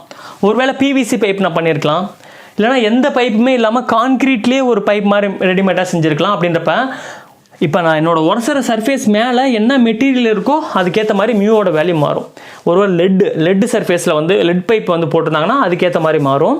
அதே மாதிரி கான்கிரீட்லேயே செஞ்சுருந்தாங்கன்னா கான்கிரீட் கூட உரசறனால அந்த மியூவோட வேல்யூ வந்து மாறிட்டே இருக்கும். அப்படின்றப்ப உள்ளே எந்த மாதிரி பைப் இருக்கோ அந்த பைப்புக்கு ஏற்ற மாதிரி இந்த மியூவோட வேல்யூ மாறிடும். அது ஒரு பெரிய பிரச்சனை இல்லை, அது சம்லேயே வந்து நமக்கு கிடச்சிரும். ஓகேங்களா, இந்த மியூங்கிறது ரொம்ப ஸ்மூத் சர்ஃபேஸாக இருந்துச்சுன்னா வைங்களேன், அதோட வேல்யூ வந்து குறைஞ்சிக்கிட்டு போயிட்டே இருக்கும். ரொம்ப ஹார்டு சர்ஃபேஸாக இருந்தால் அதோட வேல்யூ வந்து என்னட்டே போய்டும், அதிரடிச்சிக்கிட்டு போயிட்டே இருக்கும். ஏன்னா ரொம்ப ஸ்மூத் சர்ஃபேஸாக இருந்துச்சுன்னா அந்த லாஸோட வேல்யூ வந்து கம்மியாக இருக்கும். ஓகேங்களா, கம்மியாக இருக்கணும்னா என்ன பண்ணணும், மியூவோட வேல்யூ குறைச்சி விட்ரும். ஓகேங்களா, ஒரு ரொம்ப ஸ்மூத்தான ஒரு பைப் இருக்குன்னா வைங்களேன், ரெண்டுக்கு நடுவில் உரசாதுப்பா அப்படின்னு இருந்தால் மியூவோட வேல்யூ 0 ஆகிடும். அப்படின்றப்ப இந்த லாஸ் ஃபுல்லாக கட் ஆகிடும். ஒருவேளை ரொம்ப ஹார்டான சர்ஃபேஸ் தான் இந்த மியூவோட வேல்யூ அதிகமாக லாஸ் என்னாகிட்டே போயிட்டே இருக்கும், அதிகமாகிட்டே போயிட்டே இருக்கும். அதுதான் கான்செப்ட். ஓகேவா, இப்போ அடுத்தது இந்த ஆல்ஃபா அப்படின்னா என்னன்னு பார்ப்போம். Alpha = cumulative angle between any 2 points. அதாவது radian, in terms of radian என்னமோ இருக்குது, ரேடியன் அப்படின்னு என்னமோ இருக்குது. இப்படின்னா என்னன்றதை நம்ம பார்க்கலாம், ஒன்றுமே கிடையாது. இப்போ குமுலேட்டிவ் ஆங்கிள் அப்படின்னா ஆங்கிளை கூட்டிக்கிட்டு போயிட்டே இருக்கணும். அது ப்ளஸ்ஸு மைனஸ் அப்படின்னா இல்லை, ஒரு கோடு இப்படி போகலாம், ஒரு கோடு இப்படி போகலாம், எப்படினுமோ போகலாம். ஆங்கிள் அது ஹரிசாண்டல் கூட எவ்வளோ ஆங்கிள் உருவாகிட்டு இருக்கோ அந்த ஆங்கிளை கூட்டிக்கிட்டு போயிட்டே இருக்கணும். ப்ளஸ்ஸாக இருந்தாலும் சரி, மைனஸாக இருந்தாலும் சரி, நம்மளோட வேலை ஆங்கிள் எவ்வளோ க்ரியேட் பண்ணுது ஹரிசாண்டல் கூடன்னு செக் பண்ணிவிட்டு அந்த ஆங்கிளை கூட்டிகிட்டு போயிட்டே இருக்கணும். ஓகேங்களா, இன் டெர்ம்ஸ் ஆஃப் ரேடியனில் மாற்றணும். அது என்ன ரேடியன் அப்படின்றத பார்ப்போம். இப்போ பாருங்கள், நமக்கு தெரியும் பை = 180 டிகிரின்னு படிச்சிருப்போம். ஆனால் இந்த பையோட வேல்யூ 3.14ன்னு போட்டுருவோம். ஓகேங்களா, அப்படின்னா நமக்கு ஒன்றுமே புரியாது. இப்போ எந்த ஒரு ஆங்கிளுமே ரேடியனாக ஈஸியாக மாற்றலாம். இப்போ பாருங்களேன், 180 டிகிரி நான் ரேடியனாக மாற்றவா, அதுக்கு அதை என்ன பண்ணணும், π / 180 டிகிரியால் பெருக்கணும். எப்பயுமே ஆங்கிள் வந்து அதிகமாக கிடைக்கும், ரேடியன் வந்து கம்மியாக தான் கிடைக்கும். ஏன்னா π = 180 டிகிரின்னு படிச்சிருப்போம். பையோட வேல்யூ ஜஸ்ட் 3.14, இது 180 டிகிரியில் பார்த்தா அது 180, ஆனால் ரேடியனில் பார்த்தா வெறும் 3ங்கிற வேல்யூ மட்டும்தான் கிடைக்குது. அப்படின்றப்ப எந்த ஒரு டிகிரியை ரேடியனாக மாற்றணுன்னாலும் 180 டிகிரியை கீழே போடணும். வேல்யூ அதிகமாக இருக்கும், 180ங்கிறது அதிகமாக இருக்குது, அதிகமான வேல்யூ கீழே போட்டு பையங்கிற வேல்யூ மேலே போடணும். ஓகே, அப்படி போட்டோம்னா என்ன நடக்கும் பாருங்கள், 180 டிகிரி கேன்சல் ஆகிடுச்சா, அப்படின்னா பையங்கிற ஆன்சர் கிடச்சிச்சு. அப்படின்னா 180 டிகிரி இன் டெர்ம்ஸ் ஆஃப் பையில் நான் மாற்றணும்னா அதை பை 180 பெருக்குனா அது பை அதாவது ரேடியனில் மாறிடுச்சு. இப்போ 360 டிகிரியை எவ்வளோ ரேடியன்னு பார்த்தோம்னா அது பை பை 180 டிகிரியில் டிவைட் பண்ணணும். 180 டிகிரினா 2ன்னு கிடைக்கும். 2π is equal to 360 degree in terms of radian. 3.14 into 2 பெருக்குனா அது இன் டெர்ம்ஸ் ஆஃப் ரேடியனில் கிடைக்கும். அதே மாதிரி தான் ரேடியன்னா பாயிண்டில் கிடைக்கும், ஆங்கிள்னா டிகிரியில் கிடைக்கும். அவ்வளோதான், சிம்பிளாக மாற்றிக்கலாம் நம்ம. இது ஒரு பெரிய விஷயம் கிடையாது. பிட்வீன் எனி டூ பாயிண்ட்ஸ்னால் என்னன்னா இப்போ பாருங்கள் ஃப்ரிக்ஷன் லாஸ். இப்போ இதை இந்த மாதிரி ஒரு பேரபோலிக் கேபிள் இருக்குது. நான் இந்த பக்கம் மட்டும் பிடிச்சி இழுக்கிறேன், ஓகேங்களா. இந்த பக்கம் இது ஆங்கர் பண்ணிவிட்டு இப்போ நம்ம அந்த லாஸ்ட் டயக்ராம் நம்ம வரைஞ்சிருப்போம். என்னென்னு வரைஞ்சிருப்போம்? இந்த இடத்துல P0, இந்த இடத்துல PXன்னு வரைஞ்சிருப்போம் வைங்களேன். இப்போ எனக்கு இங்கே ஒரு வேல்யூ PX, இவ்வளோ டிஸ்டன்ஸில் ஒரு PX கிடைக்கும், மிட்டில் ஒரு PX கிடைக்கும், வர வர வர வர கிடைக்கும். இப்போ நான் இந்த எண்டுலேயும் இந்த பாயிண்ட்டுக்கும் திடீர்னு இந்த மிட் பாயிண்ட்டுக்கும் நடுவில் எவ்வளோ லாஸ்ன்னு வேணும்னா வைங்களேன். எவ்வளோ லாஸ் நடந்திருக்கு? இவ்வளோ லாஸ் நடந்திருக்கு. இப்போ இந்த பாயிண்ட்டுக்கு எவ்வளோ லாஸ் நடந்திருக்கு? இவ்வளோ லாஸ் நடந்துருச்சு, ஓகேங்களா. ஏன்னா P0 இங்கே இருக்குது, PX இவ்வளோ குறைஞ்சிச்சு, லாஸ் வந்து எனக்கு இவ்வளோ கிடைக்குது. அப்படின்றப்ப ஏதோ 2 பாயிண்ட்டுக்கு நடுவில் எவ்வளோ லாஸ் நடந்திருக்குன்றதை நம்ம இதுக்குள்ளே போடலாம். அப்படின்றப்ப ஒருவேளை இந்த PX Lன்னு போட்டோன்னா இந்த பாயிண்ட்டுக்கு நடுவில் எடுக்கணும். PX L/2ன்னு போட்டோன்னா இந்த பாயிண்ட்டுக்கு நடுவில் எடுக்கணும். அவ்வளோதான். ஏதோ 2 பாயிண்ட் கேபிளில் ஏதோ 2 பாயிண்ட்டுக்கு நடுவில் எவ்வளோ லாஸ் நடந்திருக்குன்றதை மீன் பண்ணுறது தான் இந்த ஆல்ஃபாங்கிறது. அந்த 2 பாயிண்ட் ஹரிசாண்டலோட எவ்வளோ ஆங்கிள் மேட் பண்ணுதோ அந்த 2 ஆங்கிளும் இன் டெர்ம்ஸ் ஆஃப் ரேடியனில் கூட்டிக்கணும். இது சம் போடும்போது ஈஸியாக புரியும். இப்போ கொஞ்சம் ஒரு டிஃபிகல்ட்டாக இருக்க மாதிரி இருக்கும். சிம்பிள் தான், ஓகேவா. இது ரெண்டும் பார்த்துட்டோம். Mu alpha KX. கேங்கிறது வேப்லிங் எஃபெக்ட் உருவாக்குறது. அந்த கேவோட வேல்யூம் கான்ஸ்டன்ட் தான். அந்த கான்ஸ்டன்ட் வேல்யூ வந்து சம்லேயே கொடுத்துருவாங்க. வாப்லிங் எஃபெக்டில் இருக்க கேவோட கான்ஸ்டன்ட் வேல்யூ கொடுத்துருவாங்க. அப்படின்னா அது பிரச்சனை கிடையாது, அதோட வேல்யூ அப்படியே எடுத்துக்கலாம். எக்ஸுங்கிறது நமக்கு எப்பயும் போல தெரியும். எக்ஸுங்கிறது ஜாக்கிங் எண்டிலிருந்து எவ்வளோ தூரம் போகிறோமோ அதுதான் எக்ஸ், ஓகேங்களா. இது எக்ஸ் ஓட வேல்யூ L/2. இப்போ இதில் எக்ஸோட வேல்யூ L/2ன்னு போட்டோம்னா மிட் செக்ஷன் வந்துடும், ஓகேங்களா. எக்ஸோட வேல்யூ Lன்னு போட்டோம்னா லென்த். அதாவது ஜாக்கிங் எண்டு இருக்கிறது 0, x = 0ன்னு வச்சுக்கணும். அதுலேருந்து விலக எக்ஸோட வேல்யூ என்ன ஆகிட்டே போகும்? கூடிக்கிட்டு போயிட்டே வரும். அவ்வளோதான், நம்ம எல்லாமே பார்த்துட்டோம். இப்போ இது எல்லாத்தையும் நம்ம சம்மில் அப்ரோச் பண்ணும் பொழுது நமக்கு ஆன்சர் வந்து ரொம்ப ஈஸியாக கிடச்சிரும். இந்த ஆல்ஃபா எடுக்கிறது மட்டும் கொஞ்சம் டிஃபிகல்ட்டாக இருக்கும். இதை நம்ம சம்மு போடும்பொழுது நமக்கு ஈஸியாக புரிஞ்சிடும், ஓகேங்களா. இப்போ நான் ஆல்ரெடி நம்ம பார்த்துருக்கோம் ஒரு பேரபோலாங்கிறது எப்படி இருக்குன்னா, ஓகேங்களா, ஒவ்வொரு இடத்துலையும் ஒவ்வொரு ஆங்கிள் கிரியேட் பண்ணும். இப்போ பாருங்களேன், இப்போ பேரபோலிக் டெண்டான் கேபிள் இப்படி நான் கொடுத்துருக்கேன். இப்போ இது ஒரு ஹரிசாண்டல் கூட எவ்வளோ ஆங்கிள் மேட் பண்ணுறதை பார்ப்போம். இப்போ இந்த எண்டு பாருங்களேன், இவ்வளோ ஆங்கிள் மேட் பண்ணுது. அப்படி இங்கே வரும்பொழுது தீட்டாவோட வேல்யூ குறையுது, இங்கே தீட்டாவோட வேல்யூ குறையுது, இங்கே தீட்டாவோட வேல்யூ குறைஞ்சி இந்த கரெக்டாக இந்த இடத்துல தீட்டாவோட வேல்யூ 0 ஆகிடுது. இருக்க தீட்டாவோட வேல்யூ அதிகமாகிட்டே போகுது, ஓகேங்களா. இருக்க தீட்டாவோட வேல்யூ என்ன ஆகிட்டே போகுது? அதிகமாகிட்டே போகும். பேரபோலோட கேரக்டரே அப்படி தான். மிடில் வந்து தீட்டா ஹரிசாண்டலோட 0 கிரியேட் பண்ணிவிடும். போக போக போக ஒவ்வொரு பாயிண்ட்லையுமே ஒவ்வொரு ஆங்கிள் கிரியேட் பண்ணும். ஆனால் ஒரு ஸ்ட்ரெயிட் லைன் எடுத்துக்கிட்டோன்னு வைங்களேன், இப்படி ஸ்ட்ரெயிட் லைனாக இருக்குன்னு வைங்களேன், எல்லா இடத்துலையும் ஆங்கிள் வந்து ஈக்குவல் தான். இங்கேயும் ஈக்குவல் தான், இங்கேயும் ஈக்குவல் தான். ஆனால் ஒரு பேரபோலாவுக்கு மட்டும் ஆங்கிள் எப்படி மாறும்னா ஒவ்வொரு பாயிண்ட்லையுமே ஒவ்வொரு ஆங்கிள் கிரியேட் பண்ணும். அப்படின்றப்ப பேரபோலாவுக்கு எப்படி ஆங்கிள் கண்டுபிடிக்கிறது அப்படிங்கிறதுக்கு நமக்கு ஃபார்முலா இருக்குது. நமக்கு ஒரு பேரபோலிக் கேபிளோட y டெப்த்தோட வேல்யூ வந்து ஆக்சுவலாக இது பேசிக் ஃபார்முலா 4h/L² x ப்ராக்கெட்டில் L-6 நம்ம படிச்சிருப்போம். ரொம்ப பயப்பட வேண்டிய அவசியம் இல்லை. என்னன்னு நான் சொல்கிறேன் பாருங்கள். இப்படி ஒரு பேரபோலா போகுதுன்னு வைங்களேன். இந்த பேரபோலாவில் இந்த பாயிண்ட்டோட வேல்யூ x = நான் 0ன்னு வச்சுக்கிறேன். இங்கே போக போகவே எக்ஸோட வேல்யூ கூட்டிகிட்டு போயிட்டே இருக்குன்னு வைங்களேன். இதோட வேல்யூ x = L/2 இந்த பாயிண்ட், ஓகேங்களா. இப்போ ஹச்சுங்கிறது என்னன்னா இந்த வேல்யூ, அதாவது இந்த ஹரிசாண்டல் இப்படி போடுறோம் பார்த்தீங்களா. இப்போ இந்த ஜாயிண்ட்டையும் ஈக்குவல் பண்ணிவிட்டு இந்த மிட் ஸ்பேன் எவ்வளோ டெப்த்தில் இருக்கோ அதுதான் ஹச், ஓகேங்களா. ஹச்சோட வேல்யூ எப்பயும் கான்ஸ்டன்ட் தான், அது மாறாது. அந்த ஹச்சு லென்த்துங்கிறது இதோட டோட்டல் லென்த்து, ஓகேங்களா.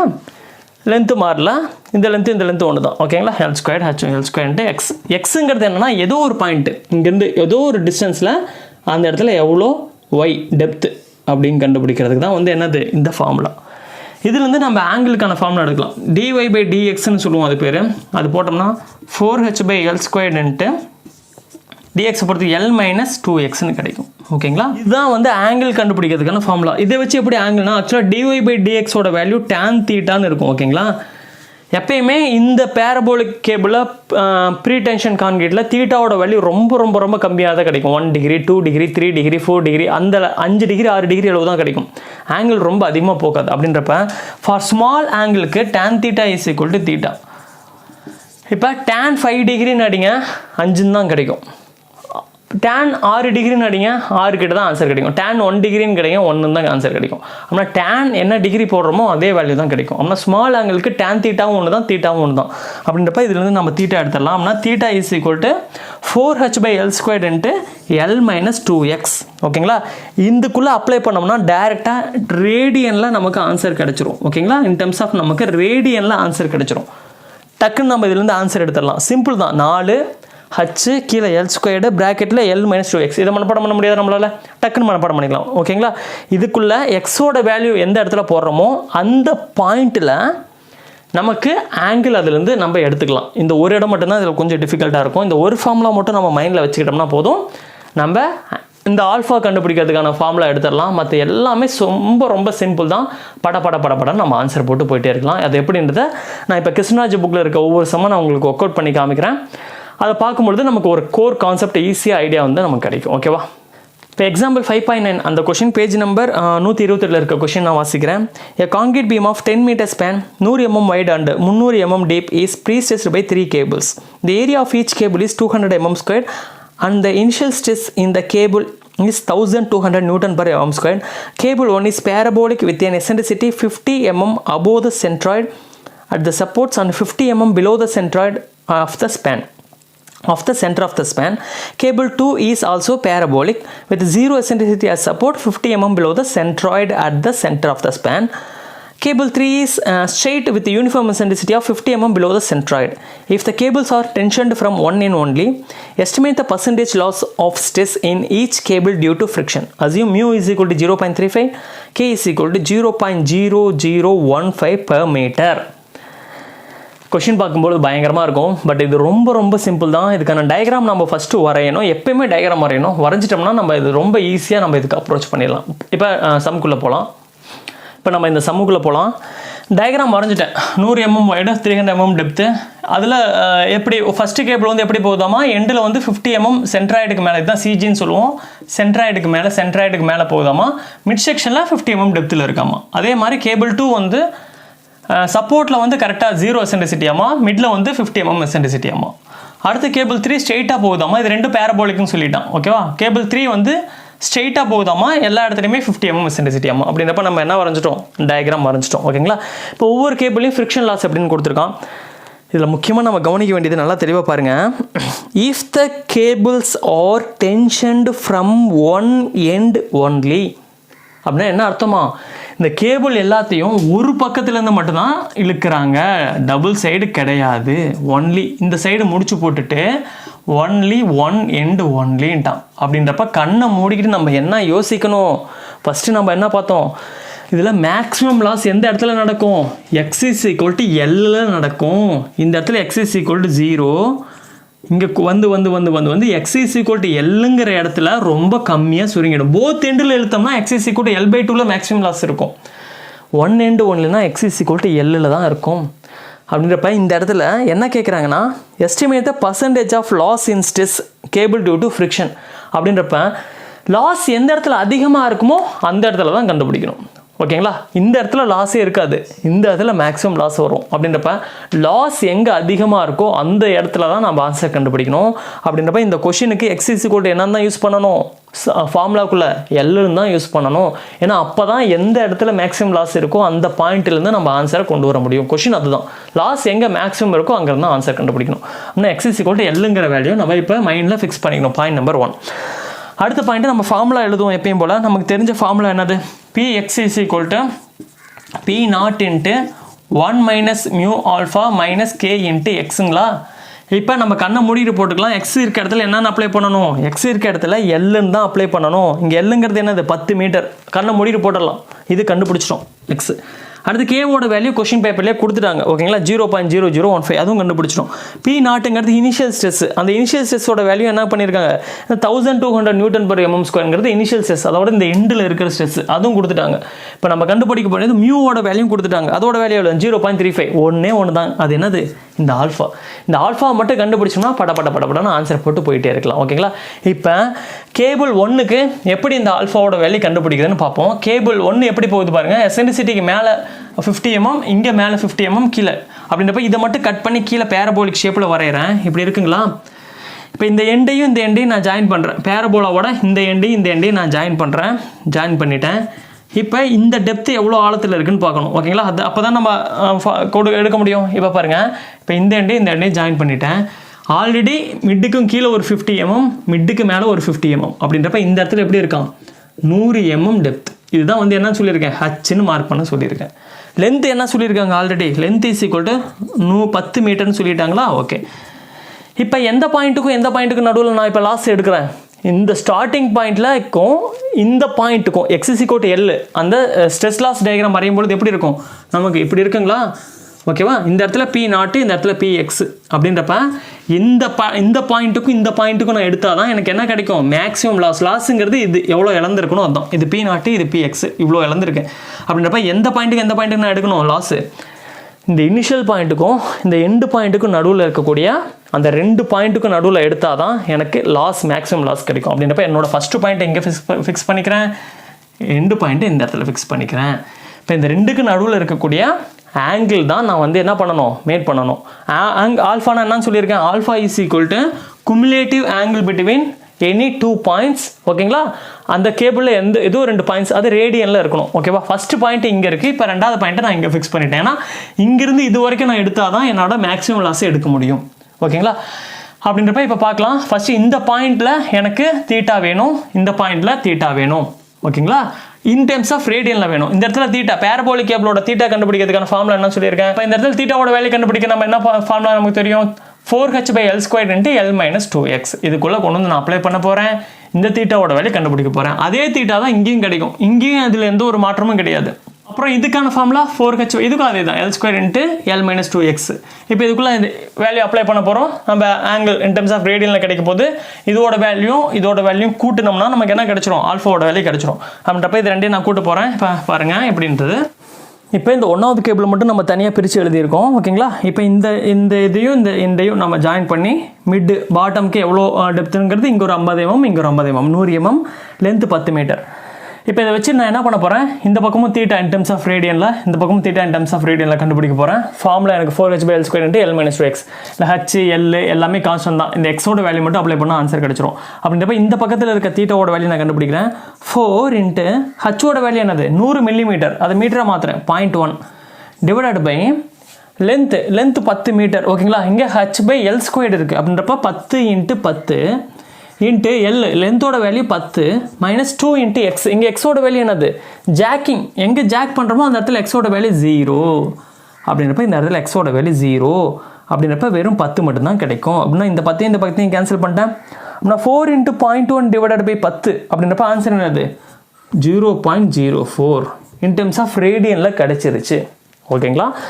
இந்த எண்ணில் தீட்டா கண்டுபிடிச்சேன். அடுத்த பாயிண்ட் எங்கே நான் ஃபிக்ஸ் பண்ணுறேன்? ஏன்னா இந்த இடத்துல தான் லாஸ் எனக்கு அதிகமாக கிடைக்குது. அப்படின்றப்ப அடுத்த பாயிண்ட் நான் மேக்ஸிமம் லாஸ் எங்கே இருக்கோ அந்த பாயிண்டில் தான் வைக்கிறேன். இப்போ இந்த பாயிண்டில் நான் எப்பயும் போல் நான் தீட்டா கண்டுபிடிக்கிறேன். தீட்டா இஸ் ஈக்குவல் டு 4 × ஹச்சோட வேல்யூ ஆல்ரெடி பார்த்துட்டோம், 0.1 மீட்டர் டிவைட் பை என்னது 10 × 10 இன்ட்டு லென்த்தோட வேல்யூ என்னது? 10 × 2 இன்ட்டு எக்ஸ். இங்கே எக்ஸோட வேல்யூ என்னது? இங்கிருந்து எக்ஸோட வேல்யூ 10 மீட்ரு. ஏன்னா ஜாக் பண்ணுற எண்டு தான் எக்ஸ் ஈக்குவல் டு 0. இந்த எண்டு வந்து என்னது? ஜாக் பண்ணல. இந்த இடத்துல நம்ம டைப் பண்ணிட்டு ஃப்ரம் 1 எண்டுனால எக்ஸோட வேல்யூ இந்த இடத்துல 10 மீட்டர்னு கிடைக்கும். அப்படின்னா 2 × 10 20. இப்போ அடிச்சு போட்டோம்னா இதோட வேல்யூ என்ன ஆன்சர் கிடைக்கும்னா ஆக்சுவலாக -0.04ன்னு கிடைக்கும். ஓகேங்களா? நமக்கு தெரியும், நான் ஆல்ரெடி சொல்லியிருக்கேன், alpha is equal to cumulative angle. Cumulative ஆங்கிள்னால் இந்த ப்ளஸ்ஸு மைனஸ்லாம் பார்க்கக்கூடாது. வேல்யூ என்னவோ அதை மட்டும் எடுத்துக்கிட்டு கூட்டிக்கணும். அப்படின்றப்ப இந்த இடத்துல ஒரு 0.04, இந்த இடத்துல ஒரு 0.04 அப்படின்றப்ப ஆல்ஃபா இஸ் ஈக்குவல் டு இந்த தீட்டா ப்ளஸ் இங்கே இருக்க தீட்டா, 2 தீட்டாவையும் கூட்டுறேன். அப்படின்றப்ப 0.04 ப்ளஸ் இது 0.04 குமுலேட்டிவ் ஆங்கிள்னால ப்ளஸ் ஆன்சர் வந்து 0.08 அப்படின்றப்ப இந்த ஆல்ஃபாவும் கண்டுபிடிச்சிட்டேன். அப்படின்றப்ப இந்த கேபிள் நம்பர் 1ல் எவ்வளோ லாஸ் நடக்குன்றதை நான் ஃபார்முலாக்குள்ளே எடுத்துக்கொண்டு வந்து அப்ளை பண்ணி ஆன்சர் கொண்டு வந்துடலாம். ஓகேங்களா? இப்போ ஃபார்முலா P0 நமக்கு எவ்வளோன்னு தெரியும். சரி, P0 வந்து 1200. ஓகேங்களா? இப்போ P0னே வச்சுக்கலாம், அப்புறம் அப்ளை பண்ணிக்கலாம். 1 மைனஸ் மியூவோட வேல்யூ கொஷின்லேயே கொடுத்துருக்காங்க. அந்த மியூவோட வேல்யூ 0.35. ஓகேங்களா? ஆல்ஃபாவோட வேல்யூ இன் டெர்ம்ஸ் ஆஃப் ரேடியனில் மாற்றணும். அதை நம்ம மாற்றிட்டோம். நமக்கு எவ்வளோ ஆன்சர் வருதுன்னா 0.08ன்னு நமக்கு கிடச்சிச்சு. மைனஸ் கேவோட வேல்யூ நமக்கு எவ்வளோனா 0.0015. எக்ஸோட வேல்யூ இந்த இடத்துல என்ன பண்ணணும்னு சொல்லியிருக்கேன், ஃப்ரம் ஒன் எண்டுனா எக்ஸோட வேல்யூ 10 தான் போடணும். ஓகேங்களா, ஃப்ரம் போத் எண்டுனா எக்ஸோட வேல்யூ 5 போட்டால் போதும். அப்படின்றப்ப இந்த இடத்துல எக்ஸோட வேல்யூ 10. ஓகேங்களா, இதை கேன்சல் பண்ணி போட்டோம்னா நமக்கு என்ன ஆன்சர் கிடைக்குதுன்னா 0.957 P0ங்கிற ஆன்சர் கிடைக்குது. அப்படின்றப்ப Pxங்கிறது இந்த எண்டில் எவ்வளோ ஸ்ட்ரெஸ் இருக்காமா, இனிஷியல் ஸ்ட்ரெஸ்ஸுங்கிறது அதுலேருந்து எவ்வளோ குறைஞ்சிருச்சாமா, 0.957 அளவுக்கு குறைஞ்சிருச்சாமா. அப்படின்றப்ப இனிஷியல் ஸ்ட்ரெஸ்ஸோட அளவு நமக்கு கொடுத்துருக்காங்க 1200ன்னு கொடுத்துருக்காங்க.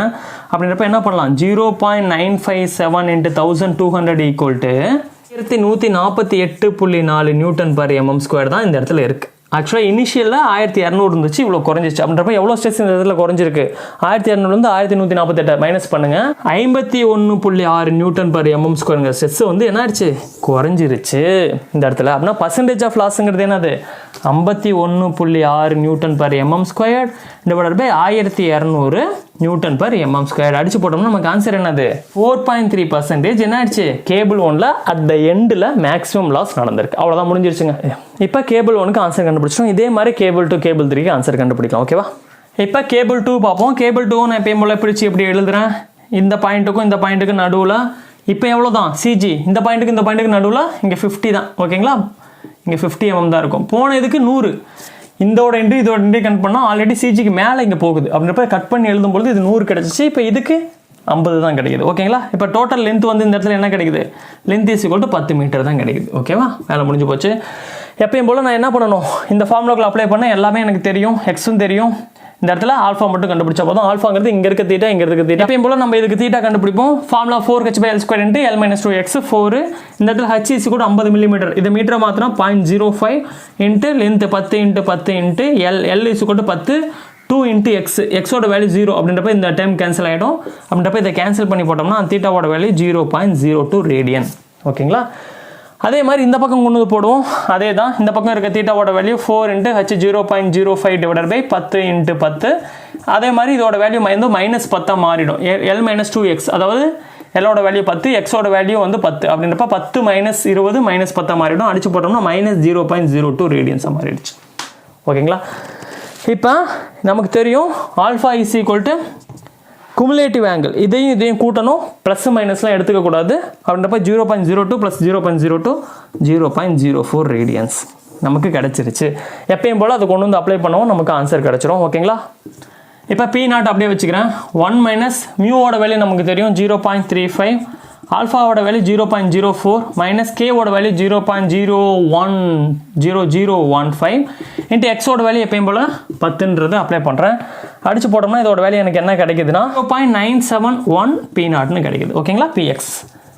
ஓகேவா, இப்போ P0 விட 1200 எனக்கு தெரியும். அப்படின்றப்ப 0.971 × 1200 Nm/mm² போட்டோன்னா எனக்கு எவ்வளோ கிடைக்குதுன்னா 165.2 Nm/mm² கிடைக்குது. அப்படின்னா லாஸ் எவ்வளோ, 1200 இருந்தது, இந்த எண்டில் 1165 மாறிடுச்சு. அப்படின்றப்ப லாஸ் 1200 - 1165.2 போட்டோம்னா லாஸ் வந்து 34.8 Nm/mm² கிடைக்குது. அப்படின்னா பர்சன்டேஜ் ஆஃப் லாஸ் நம்ம கண்டுபிடிக்கலாம். 34.8 Nm² kilo divide by 1200 Nm/mm² × 100 போட்டோம்னா நமக்கு கிடைச்சிரும்.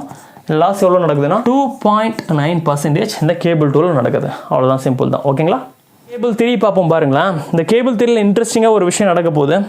இதில் ஆல்ஃபா கண்டுபிடிக்கிறது தான் அது. ஓகேவா, இப்போ பாருங்களேன், கேபிள் 3ல இந்த இடத்துல ஆல்ஃபா கண்டுபிடிக்கிறேன். ஆல்ஃபாங்கிறது என்னது, ஹரிசாண்டலோட எவ்வளோ ஆங்கிள் கிரியேட் பண்ணுது. ஆக்சுவலாக இது வந்து பேரபோலிக்கே கிடையாது, ஸ்ட்ரெயிட் எண்டானு ஹரிசாண்டலோட தீட்டாவே என்ன ஆகலை, உருவாக்கலை, ஸ்ட்ரெயிட் எண்டான். ஓகேங்களா, அப்படின்றப்ப இந்த இடத்துல தீட்டா 0 தான், இங்கேயும் தீட்டா என்ன தான் 0 தான். அப்படின்றப்ப ஆல்ஃபாவோட வேல்யூ 0 ஆயிடுச்சு. அப்படின்றப்ப இந்த டைம் இதில் என்ன ஆயிடுச்சு, கேன்சல் ஆயிடுச்சு, ஸ்ட்ரெயிட் அண்டானில். மீதி இருக்க வேல்யூ மட்டும் எடுத்து கொண்டு வந்து போட்டோம்னா ஆன்சர் கிடச்சிரும். P0 × 1 - kx மட்டும்தான் இருக்குது. ஓகேங்களா, அப்படின்றப்ப P0 × 1 - கேவோட வேல்யூ என்னது 0.0015 × எக்ஸோட வேல்யூ 10. ஓகேங்களா, கேன்சல் பண்ணி போட்டோம்னா நமக்கு எவ்வளோ கிடைக்குதுன்னா 0.985 P0 கிடைக்குது. P0 வேல்யூ 1200 Nm/mm² அப்ளை பண்ணோம்னா 0.985 × 1200 Nm/mm² போட்டோன்னா எனக்கு 1182 Nm/mm² கிடைக்கும். இப்போ இதில் லாஸ் எவ்வளோ இருக்குது, 1200லேருந்து 1182 மைனஸ் பண்ணோம்னா நமக்கு ஆன்சர் வந்து 8 Nm/mm² கிடைக்குது. நான் லாஸ் பர்சன்டேஜில் கண்டுபிடிக்கலாம். 18 எனக்கு லாஸ் ஆயிடுச்சு. எவ்வளோலேருந்து 1200 நியூட்டன் பர் எம்எம் ஸ்கொயர்லேருந்து லாஸ் ஆயிடுச்சு. இன்ட்டு 100 பேருக்குன்னா எனக்கு லாஸ் பர்சன்டேஜ் ஆஃப் லாஸ் எவ்வளோனா 1.5% லாஸ் நடக்குது. அவ்வளோதாங்க, 3 கேபிளுக்கும் ஆன்சர் கண்டுபிடிச்சிட்டோம். இப்போ அடுத்த சம் பார்க்கலாம். இது வந்து பேஜ் நம்பர் 135 எக்ஸாம்பிள் 5.17 இருக்குது.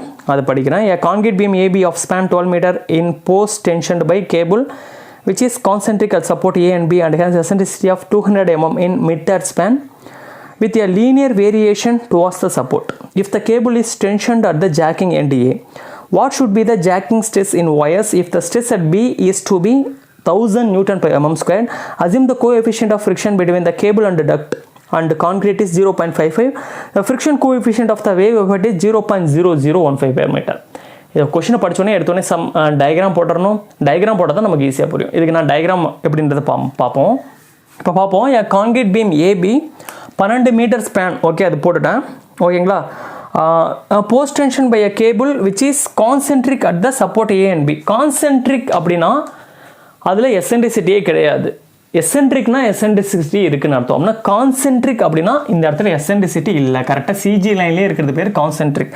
Concentric at support A and B. இந்த ஏலையும் இந்த பிலையும் எப்படி இருக்காமா கேபிள் எசென்ட்ரிசிட்டி ஈக்குவல் டு 0 ஆமா. சரி, இருக்கட்டும்.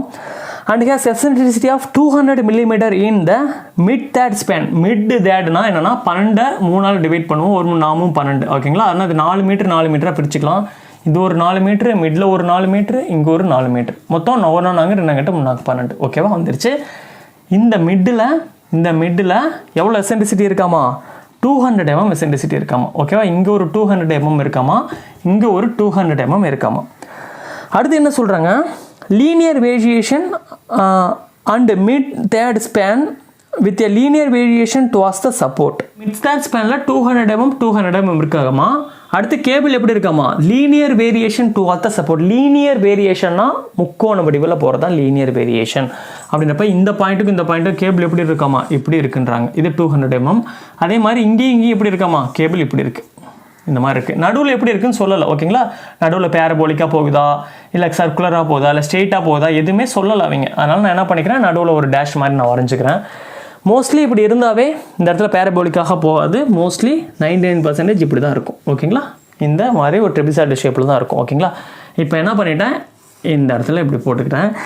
அடுத்த பாயிண்ட் என்ன சொல்கிறாங்க பாருங்கள். If the cable is tension at jacking end A அப்படின்றப்ப இந்த இடத்துல ஒன் சைடில் மட்டும்தான் ஜாக் பண்ணுறாங்க, போத் சைடில் பண்ணல. அதை தெளிவாக இங்கே கொடுத்துட்டாங்க. If the cable is tension at the jacking end A, both சைடில் பண்ணல, ஒன் சைடில் மட்டும்தான் பண்ணுறோம். ஜாக்கிங் எண்ட் ஏன்னு கொடுத்துருக்காங்க. அப்படின்றப்ப ஒன்லி ஒன் சைடில் இந்த இடத்துல மட்டும்தான் டென்ஷன் பண்ணுறோம். அது தெளிவாக கொடுத்துட்டாங்க. அடுத்த பாயிண்ட் என்ன சொல்கிறாங்க? If the cable is tensioned at the jacking end A, what should be the jacking stress in wires if the stress at B is to be 1000.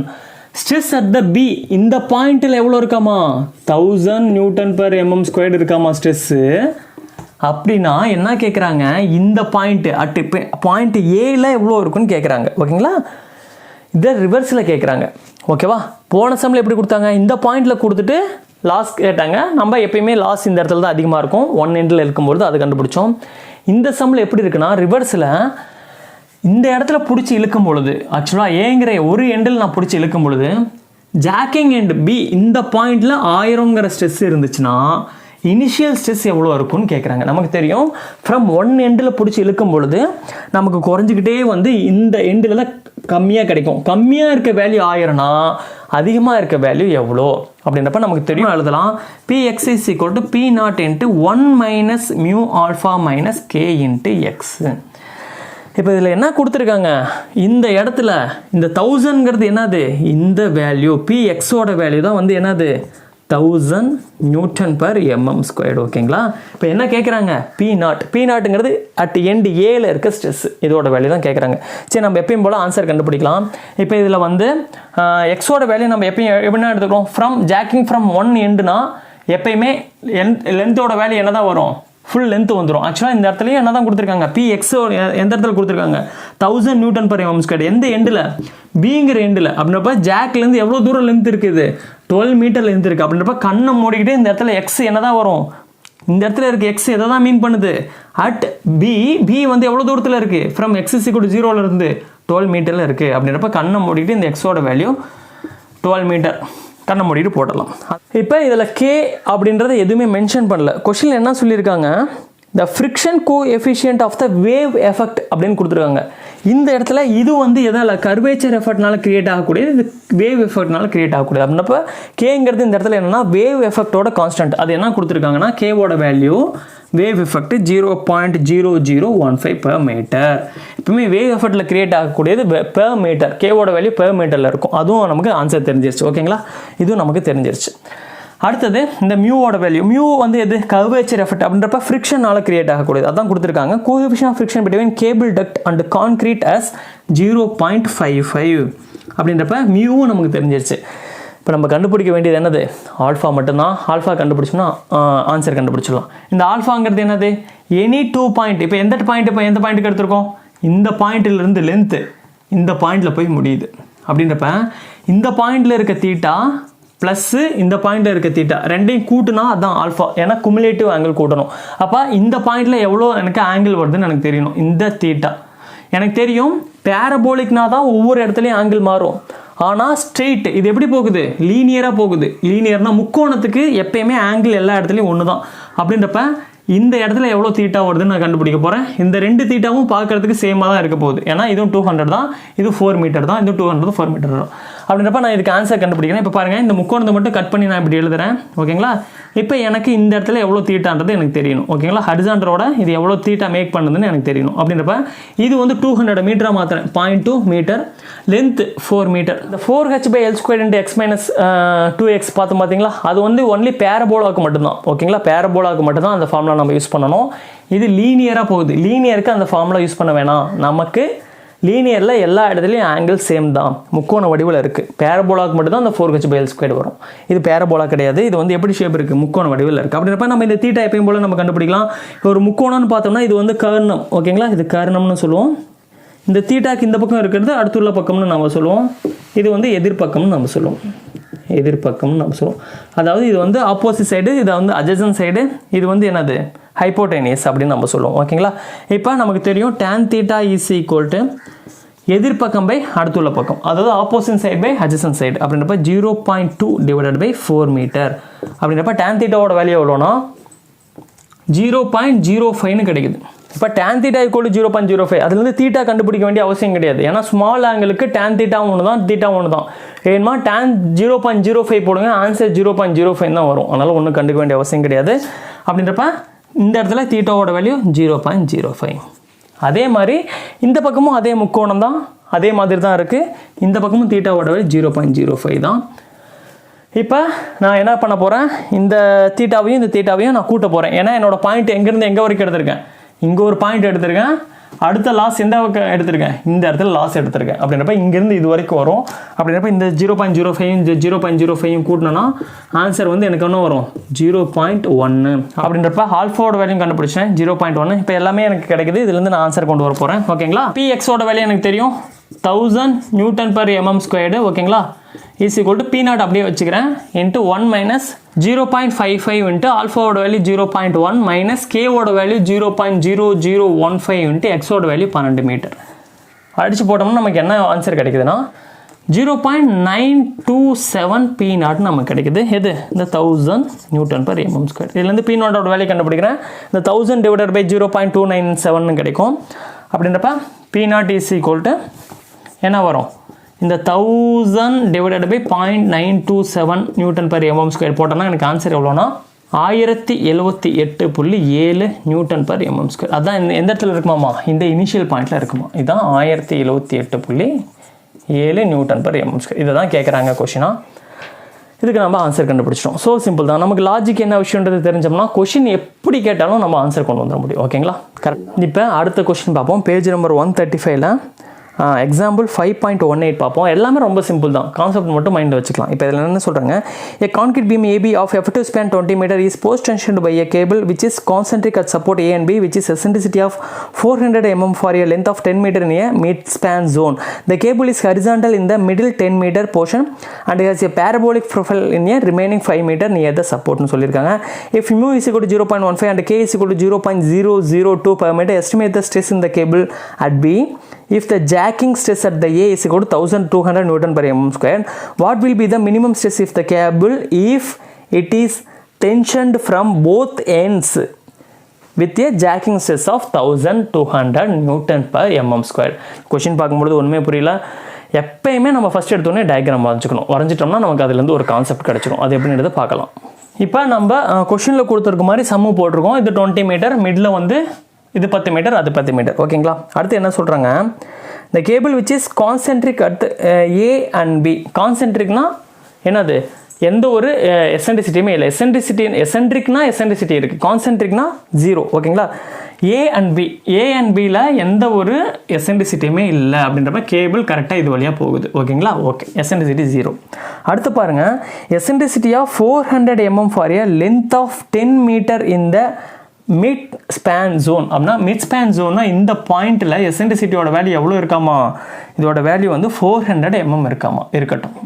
The cable is horizontal in the middle 10 meter portion and has a parabolic profile in the remaining 5 meter near the support.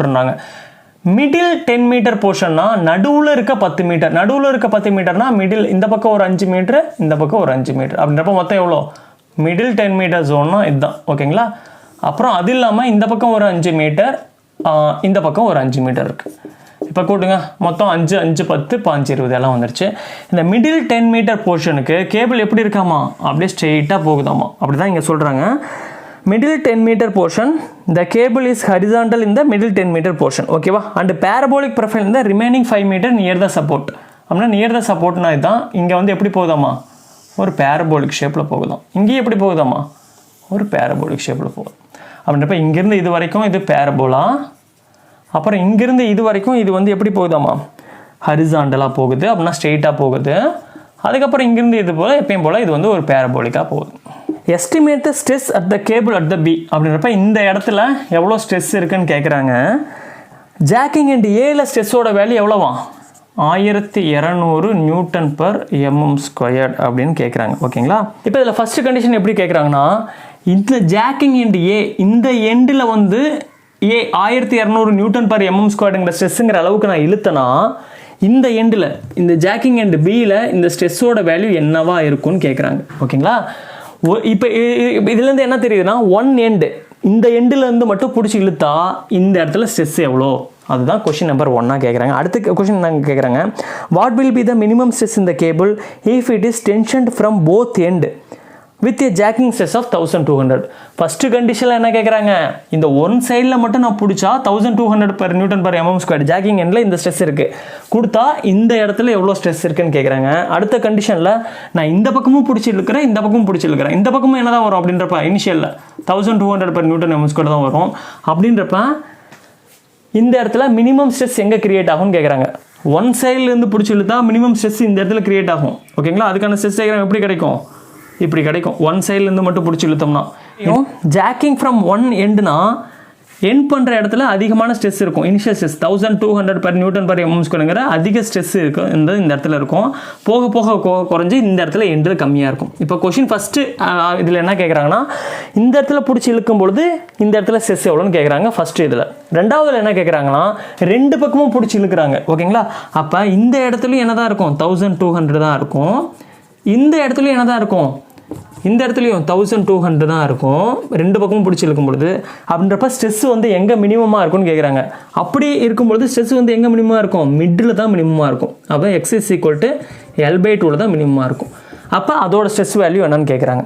இந்த ரெண்டு இதுக்கும் நம்ம answer கண்டுபிடிக்கலாம். இது simple தான். Just imagination பண்ணி பார்த்துக்கிட்டோம்னா, one சைடில் இழுக்கும் பொழுது இழுக்கிற எண்டில் எப்பயுமே வந்து ஜாக்கிங் எண்டில் எப்பயுமே மேக்ஸிமம் ரீச் பண்ணிவிடும்.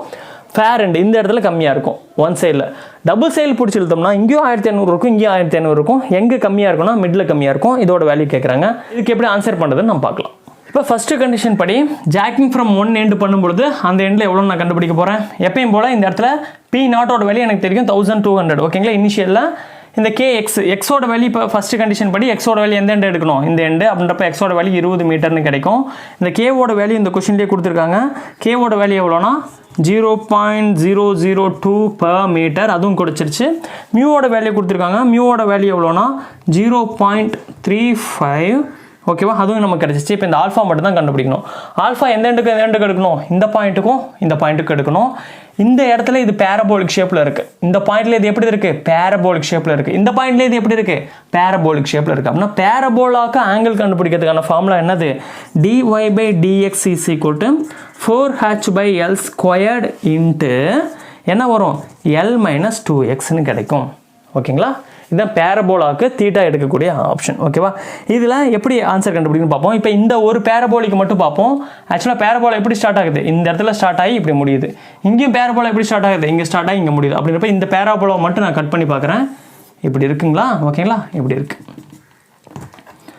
அப்படின்றப்ப நமக்கு என்ன தெரியுது, இந்த இடத்துல பேரபோலா இங்கேருந்து ஸ்டார்ட் ஆகிட்டு அப்படியே வந்து இப்படி முடிஞ்சிருது. ஓகேங்களா, இப்போ நமக்கு இது பார்க்குறதுக்கு ஒரு முழு பேரபோலா மாதிரி தெரியல. ஓகேங்களா, ஏதோ பேரபோலாவை பாதியாக கட் பண்ண மாதிரி இருக்குது. இங்கே பாருங்கள், ஆக்சுவலாக இதுக்கப்புறம் இது ஸ்ட்ரெயிட்டாக போகிற மாதிரி தான் இருக்குது கேபிள். ஓகேவா, ஆக்சுவலாக பேரபோலா இங்கேருந்து ஸ்டார்ட் ஆகி இப்படியே முடிஞ்சிருச்சு. அப்படின்றப்ப நமக்கு தெரியும் இந்த ஸ்ட்ரெயிட் லைனில் தீட்டாவோட வேல்யூ 0 தான். ஓகேங்களா, இங்கே தீட்டாவோட வேல்யூ 0 ஆகி இருக்கு அதிகமாகுது. எப்பயுமே ஒரு பேரபோலாவில் மிட் ஸ்பேனில் தான் தீட்டாவோட வேல்யூ 0 ஆகும். அப்படின்றப்ப இந்த இடத்துல தீட்டாவோட வேல்யூ 0 என்னவோ அதுதான் அதோட என்னவா இருக்கும், எசென்ட்ரிசிட்டியாக இருக்கும், அதோட ஹச்சாக இருக்கும் இந்த இடத்துல. ஓகேங்களா, அப்படின்றப்ப மீதி பாதி பேரபோலா எப்படி இருக்குன்னா ஆக்சுவலாக கற்பனை பண்ணி பார்த்தோம்னா இப்படி தான் இருக்கும்.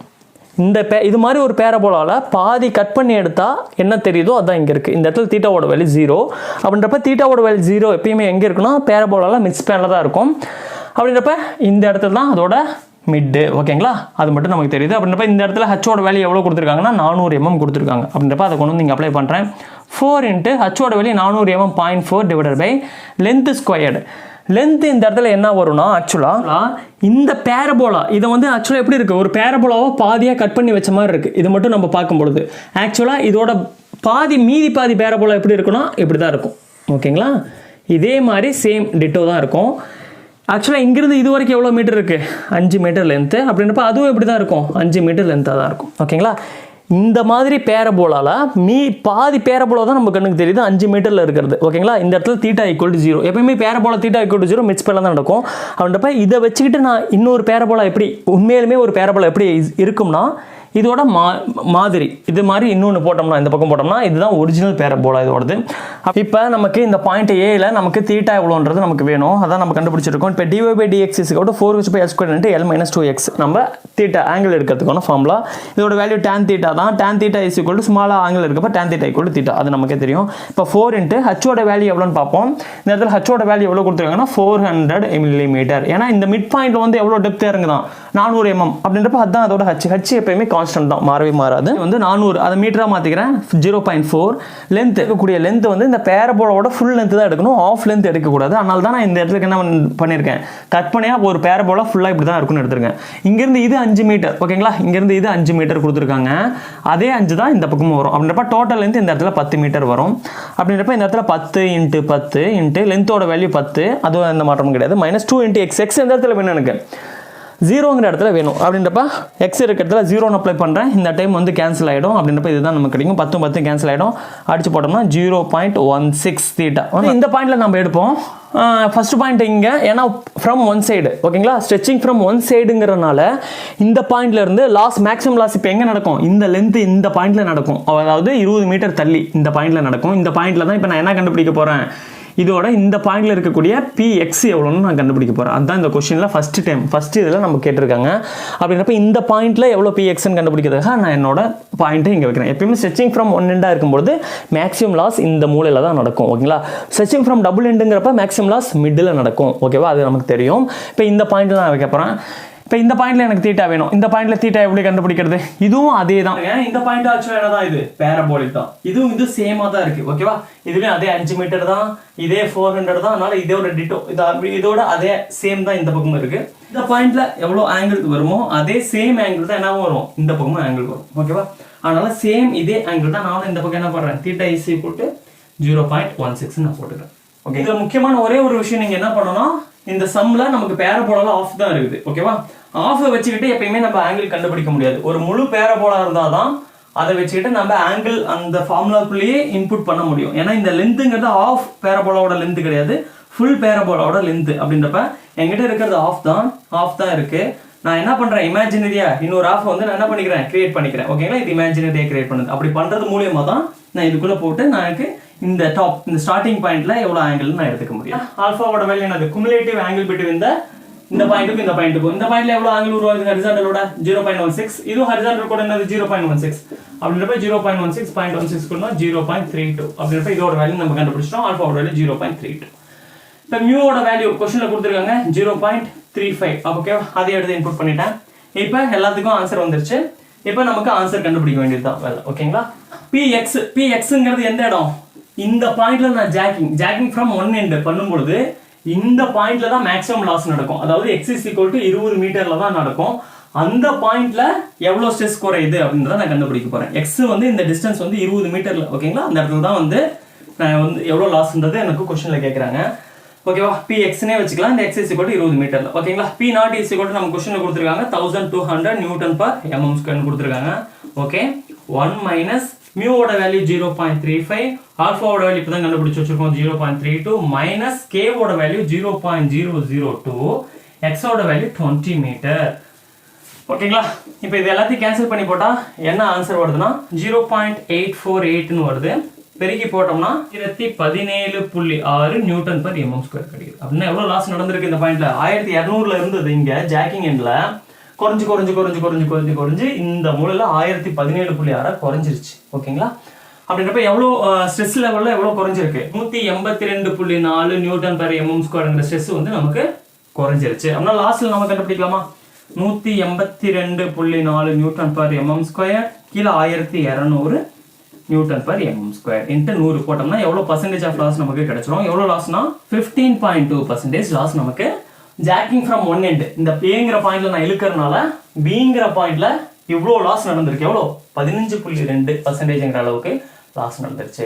இதான் கண்டிஷன் நம்பர் 1ல கொடுக்குறாங்க. ஓகேவா, கண்டிஷன் நம்பர் 2 இதே கொஸ்டின்ல என்ன கொடுக்குறாங்கன்னா ஜாக்கிங் ஃப்ரம் போத் எண்ட். இப்போ நான் என்ன பண்றேன், இந்த பக்கமும் பிடிச்சி இழுக்கிறேன். ஓகேங்களா, ஏலையும் பிடிச்சி இழுக்கிறேன், பிலையும் பிடிச்சி ஒரே டைம்ல இழுக்கிறது மூலியமா மேக்ஸிமம் லாஸ் எங்க நடக்கும் அதோட வேல்யூ கேக்குறாங்க. ஓகே, இப்போ நமக்கு தெரியும் ஜாக்கிங் ஃப்ரம் ஒன் எண்ட்னா இந்த இழுக்கிற எண்ட்ல வந்து p நாட் இருக்கும். இருக்கு குறைஞ்சு இந்த எண்ட்ல p எக்ஸா மாறிடும். அததான் போன இதுல பார்த்தோம். இந்த இடத்துல 1200ன்னு பார்த்தோம். குறைஞ்சு இந்த பாயிண்ட்ல 1017.6 நியூட்டன் per mm ஸ்கொயர் வந்துச்சு. ஓகேங்களா, அது பார்த்துரும். இந்த கண்டிஷன்ல என்ன கேக்குறாங்க, இந்த பக்கமும் ஜாக் பண்றாங்க அப்படின்றப்ப இந்த பக்கமும் p நாட் தான் இருக்கும். ஓகேங்களா, இந்த பக்கமும் p நாட்ங்கிற வேல்யூ வந்துரும். இது இருக்கு குறையும். அப்படின்றப்ப எந்த இடத்துல அதிகமா இருக்கும் லாஸ், மிட் செக்ஷன்ல தான் அதிகமா இருக்கும். இந்த மிட் பாயிண்ட்ல தான் கம்மியா இருக்கும். அப்படின்றப்ப அவங்க கொஸ்டின்ல எந்த பாயிண்ட்னு சொல்லல, எந்த இடத்துல லாஸ் அதிகமா இருக்குமோ அந்த இடத்துல வேல்யூ கண்டுபிடிட்டாங்க. நாம தான் என்ன பண்ணணும், மிட் பாயிண்ட்ல தான் வேல்யூ வந்து கம்மியா இருக்கும். ஃப்ரம் போத் எண்ட் நம்ம ஸ்ட்ரெச் பண்ண முடியுது. இப்ப x is equal to இந்த பக்கம் எடுத்தாலும் சரி இந்த பக்கம் எடுத்தாலும் சரி நம்ம சொல்லிடுவோம் x is equal to 0 எங்க போடணும், எந்த இடத்துல ஸ்ட்ரெச் பண்றோமோ அந்த point x is equal to 0. இப்போ இந்த பக்கத்துல இருந்து நான் எடுத்துக்கிறேன்னா இங்க இருந்து x is equal to L/2 டிஸ்டன்ஸ்ல எனக்கு என்ன ஆயிடும், என்னோட மேக்ஸிமம் லாஸ் நடக்கும். அப்படின்றப்ப நம்மளோட ஃபார்முலா நமக்கு தெரியும், Px is equal to P naught into 1 minus mu alpha minus k into x. இப்போ இதுக்குள்ள எல்லா வேல்யூம் அப்ளை பண்ணலாமா? ஓகே, இப்போ பாருங்க Px is equal to இந்த இடத்துல எவ்வளவு தூரம், x is equal to L/2, அதாவது 10 மீட்டர் டிஸ்டன்ஸ்ல தான் இந்த இடத்துல இப்போ லாஸ் நடக்குது ஃப்ரம் போத் எண்ட். ஓகேங்களா, இப்போ x is equal to both end மிட்ல ஜாக்கிங் ஃப்ரம் போத் எண்ட் இருக்கும்போது இந்த கண்டிஷன்ல இந்த இடம். ஓகேங்களா, நல்லா கவனிக்கும். இது jacking from both end condition. இப்போ எப்பயும் போல P naught ஓட வேல்யூ நமக்கு தெரியும். ஓகேங்களா, இனிஷியல் P naught ஓட வேல்யூ 1200னு क्वेश्चनலயே கொடுத்திருக்காங்க. P naught வந்து 1200 நியூட்டன் per mm ஸ்கொயர். இங்கே 1200 அங்கே 1200 மிட்ல வந்து குறையுது, அந்த வேல்யூ கேக்குறாங்க. இப்போ 1 மைனஸ் மியூவோட வேல்யூ கொடுத்திருக்காங்க. எப்பயும் போல நமக்கு தெரியும் 0.35.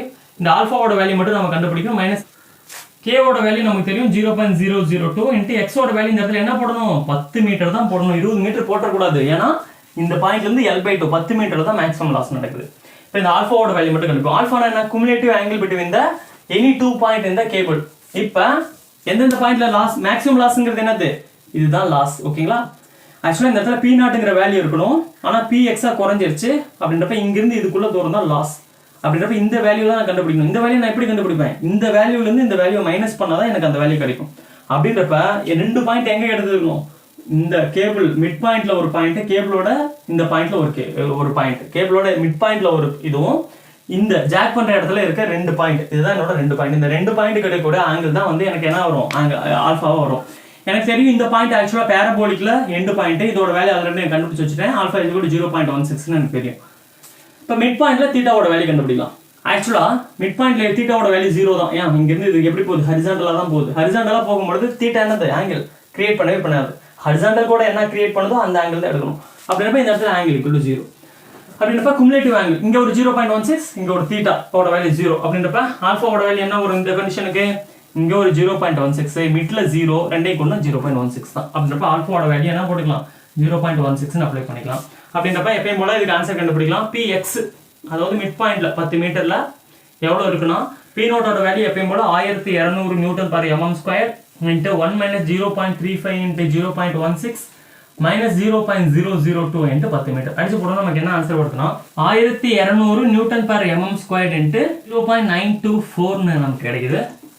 இது அடிச்சு போட்டோம்னா 1108.8 நியூட்டன் பர் mm² கிடைக்கும். அப்படின்னா இதில் எவ்வளோ லாஸ் நடந்திருக்குன்னு பார்ப்போம். இந்த இடத்துல 1200ங்கிற ஸ்ட்ரெஸ் இருக்கு, ஆனால் மிட் பாயிண்ட்ல எவ்வளோ இருக்குன்னா 1108.8 தான் இருக்கு. ஆனால் இந்த எண்ட்லேயும் எவ்வளோ தான் இருக்கு, 1200 இருக்கு. ஏன்னா போத் எண்டில் ஸ்ட்ரெச் பண்ணுறேன். இந்த பக்கத்துலேருந்து கண்டுபிடிச்சாலும் ஆன்சர் வரலாம், இந்த பக்கத்துலேருந்து ஆன்சர் கண்டுபிடிச்சாலும் வரலாம். அப்படின்றப்ப எவ்வளோ இதில் லாஸ் நடந்திருக்குன்னா 91.2 நியூட்டன் பர் mm²ங்கிற அளவுக்கு இதில் லாஸ் நடந்துருச்சு. அப்படின்னா பர்சன்டேஜ் ஆஃப் லாஸ்க்கு நம்ம கண்டுபிடிப்போம். 91.2 newton per mm² divided by 1200 newton per mm² போட்டோம்னா into 100 பர்சன்டேஜில் கண்டுபிடிப்போம். போட்டோம்னா 7.6% நமக்கு லாஸ் நடந்திருக்கு. இந்த இடத்துல 1200லேருந்து 7.6% குறைஞ்சதுனால இது 1108.8 குறைஞ்சிருச்சு. அவ்வளோதான், ஸோ சிம்பிள் தான். இந்த செகண்ட் கண்டிஷனுக்கு சிம்பிளாக புக்கில் எப்படி கொடுத்துருப்பாங்கன்னா, கிருஷ்ணாஜி புக்கில் இதில் வேல்யூவில் பாதியாக குறைஞ்சிருச்சு, அதனால நான் அதில் இருந்து பாதி பர்சன்டேஜ் எடுத்துக்கிறேன் அப்படின்னு போட்டிருப்பாங்க. ஓகேங்களா, இது 7.6%. 15.8 இருக்கும், அதில் 50% நான் குறைச்சி 7.6% லாஸ்ன்னு டக்குன்னு ஒரே லைனில் போட்டிருப்பாங்க. ஆனால் அதுக்குள்ளே இருக்க உள்ளார்ந்து ஒரு விஷயம் வந்து என்னன்னா, ஏன் 50% குறையுதுன்னா, இந்த ஆல்ஃபாவோட வேல்யூ பாதியாக குறைஞ்சிருச்சு. முதல் ஆல்ஃபாவோட வேல்யூ இங்கேயும் எடுப்போம், அதனால 0.32 கிடைக்கும். ஆனால் இப்போ இங்கேயும் எடுக்கிறோம், அப்படின்றப்ப 0.16 அதோட வேல்யூ பாதியாக குறைஞ்சிருச்சு. அதே மாதிரி லென்த்தோட வேல்யூ அங்கே 20 மீட்டர் எடுப்போம், இங்கே 10 மீட்டர் தான் இருக்கும். ஆனால் ரெண்டோட வேல்யூ குறையறனால அதில் 15 டக்குன்னு ஒரே லைனில் போட்டாங்க. ஆக்சுவலாக அது எப்படி எலாபரேட்டாக கண்டுபிடிக்கணும்னா இப்படி தான். ஓகேங்களா, இது பெரிய விஷயம்லாம் கிடையாது, டக்குன்னு போட்டு ஆன்சர் போட்டு போயிட்டே இருக்கலாம். நம்மகிட்ட கால்குலேட்டர் இருக்கு, நமக்கு மேட்ரு மட்டும் என்னன்னு தெரிஞ்சுட்டா போதும், சடனாக நம்மளால ஆன்சர் கொண்டு வந்துட முடியும். அதனால இதை நினச்சி பயப்பட வேண்டிய அவசியம் இல்லை. இருக்க ஒரே ஒரு கிரிட்டிக்கல் கண்டிஷன், எப்பயுமே ஒரு பாதி பேரபோலா வச்சுட்டு நம்ம ஆங்கிள் கண்டுபிடிக்க முடியாது. முழு பேரபோலா இருந்தாலும் ஆங்கிள் கண்டுபிடிக்க முடியும். அப்படின்னா அதுக்கு இமேஜினரி ஒரு பேரபோலா கிரியேட் பண்ணி தெரிஞ்சுக்கிட்டோம்னா நம்ம அது வந்து ஆன்சர் கொண்டு வந்துடலாம். அதே மாதிரி இந்த இடத்துல இருக்க தீட்டாவும் ஒன்று தான், இந்த இடத்துல இருக்க தீட்டாவும் ஒன்றா தான் இருக்கும் பேரபோலிக்கில். ஓகேங்களா, ஓகே, அவ்வளோ. அடுத்து நம்ம என்ன பார்க்க போறோம்னா, loss due to anchorage slip தான் நம்ம பார்க்க போகிறோம். ஆங்கரேஜ் ஸ்லிப்னா என்ன அப்படின்றத நான் ஆல்ரெடி சொல்லிடுறேன். இப்போ ஒரு போஸ்ட் டென்ஷன் பீமில் என்ன பண்ணுவோம், கேபிள் ஃபர்ஸ்ட் வந்து என்ன பண்ணுவோம், இப்படியே ஒரு பீம் பண்ணிடுவோம். பீமுக்குள்ளே என்ன பண்ணிடுவோம், ஒரு ஹோல்ட் பண்ணி வச்சிருவோம். ஓகேங்களா, இந்த ஹோல்ட் பண்ணி வச்சுட்டு நம்ம என்ன பண்ணுவோம், இதுக்குள்ளே டெண்டானா உள்ள விட்டுட்டு இப்போ ஒரு பக்கத்துலேருந்து டைட் பண்ணுறோம், என்ன இந்த பக்கம் என்ன பண்ணிடுவோம், ஒரு முடிச்சு மாதிரி போட்டுருவோம். அந்த முடிச்சு மாதிரி போடுறோம்னு நான் சொல்கிறேன் பார்த்தீங்களா, அதுதான் ஆங்கரேஜ்.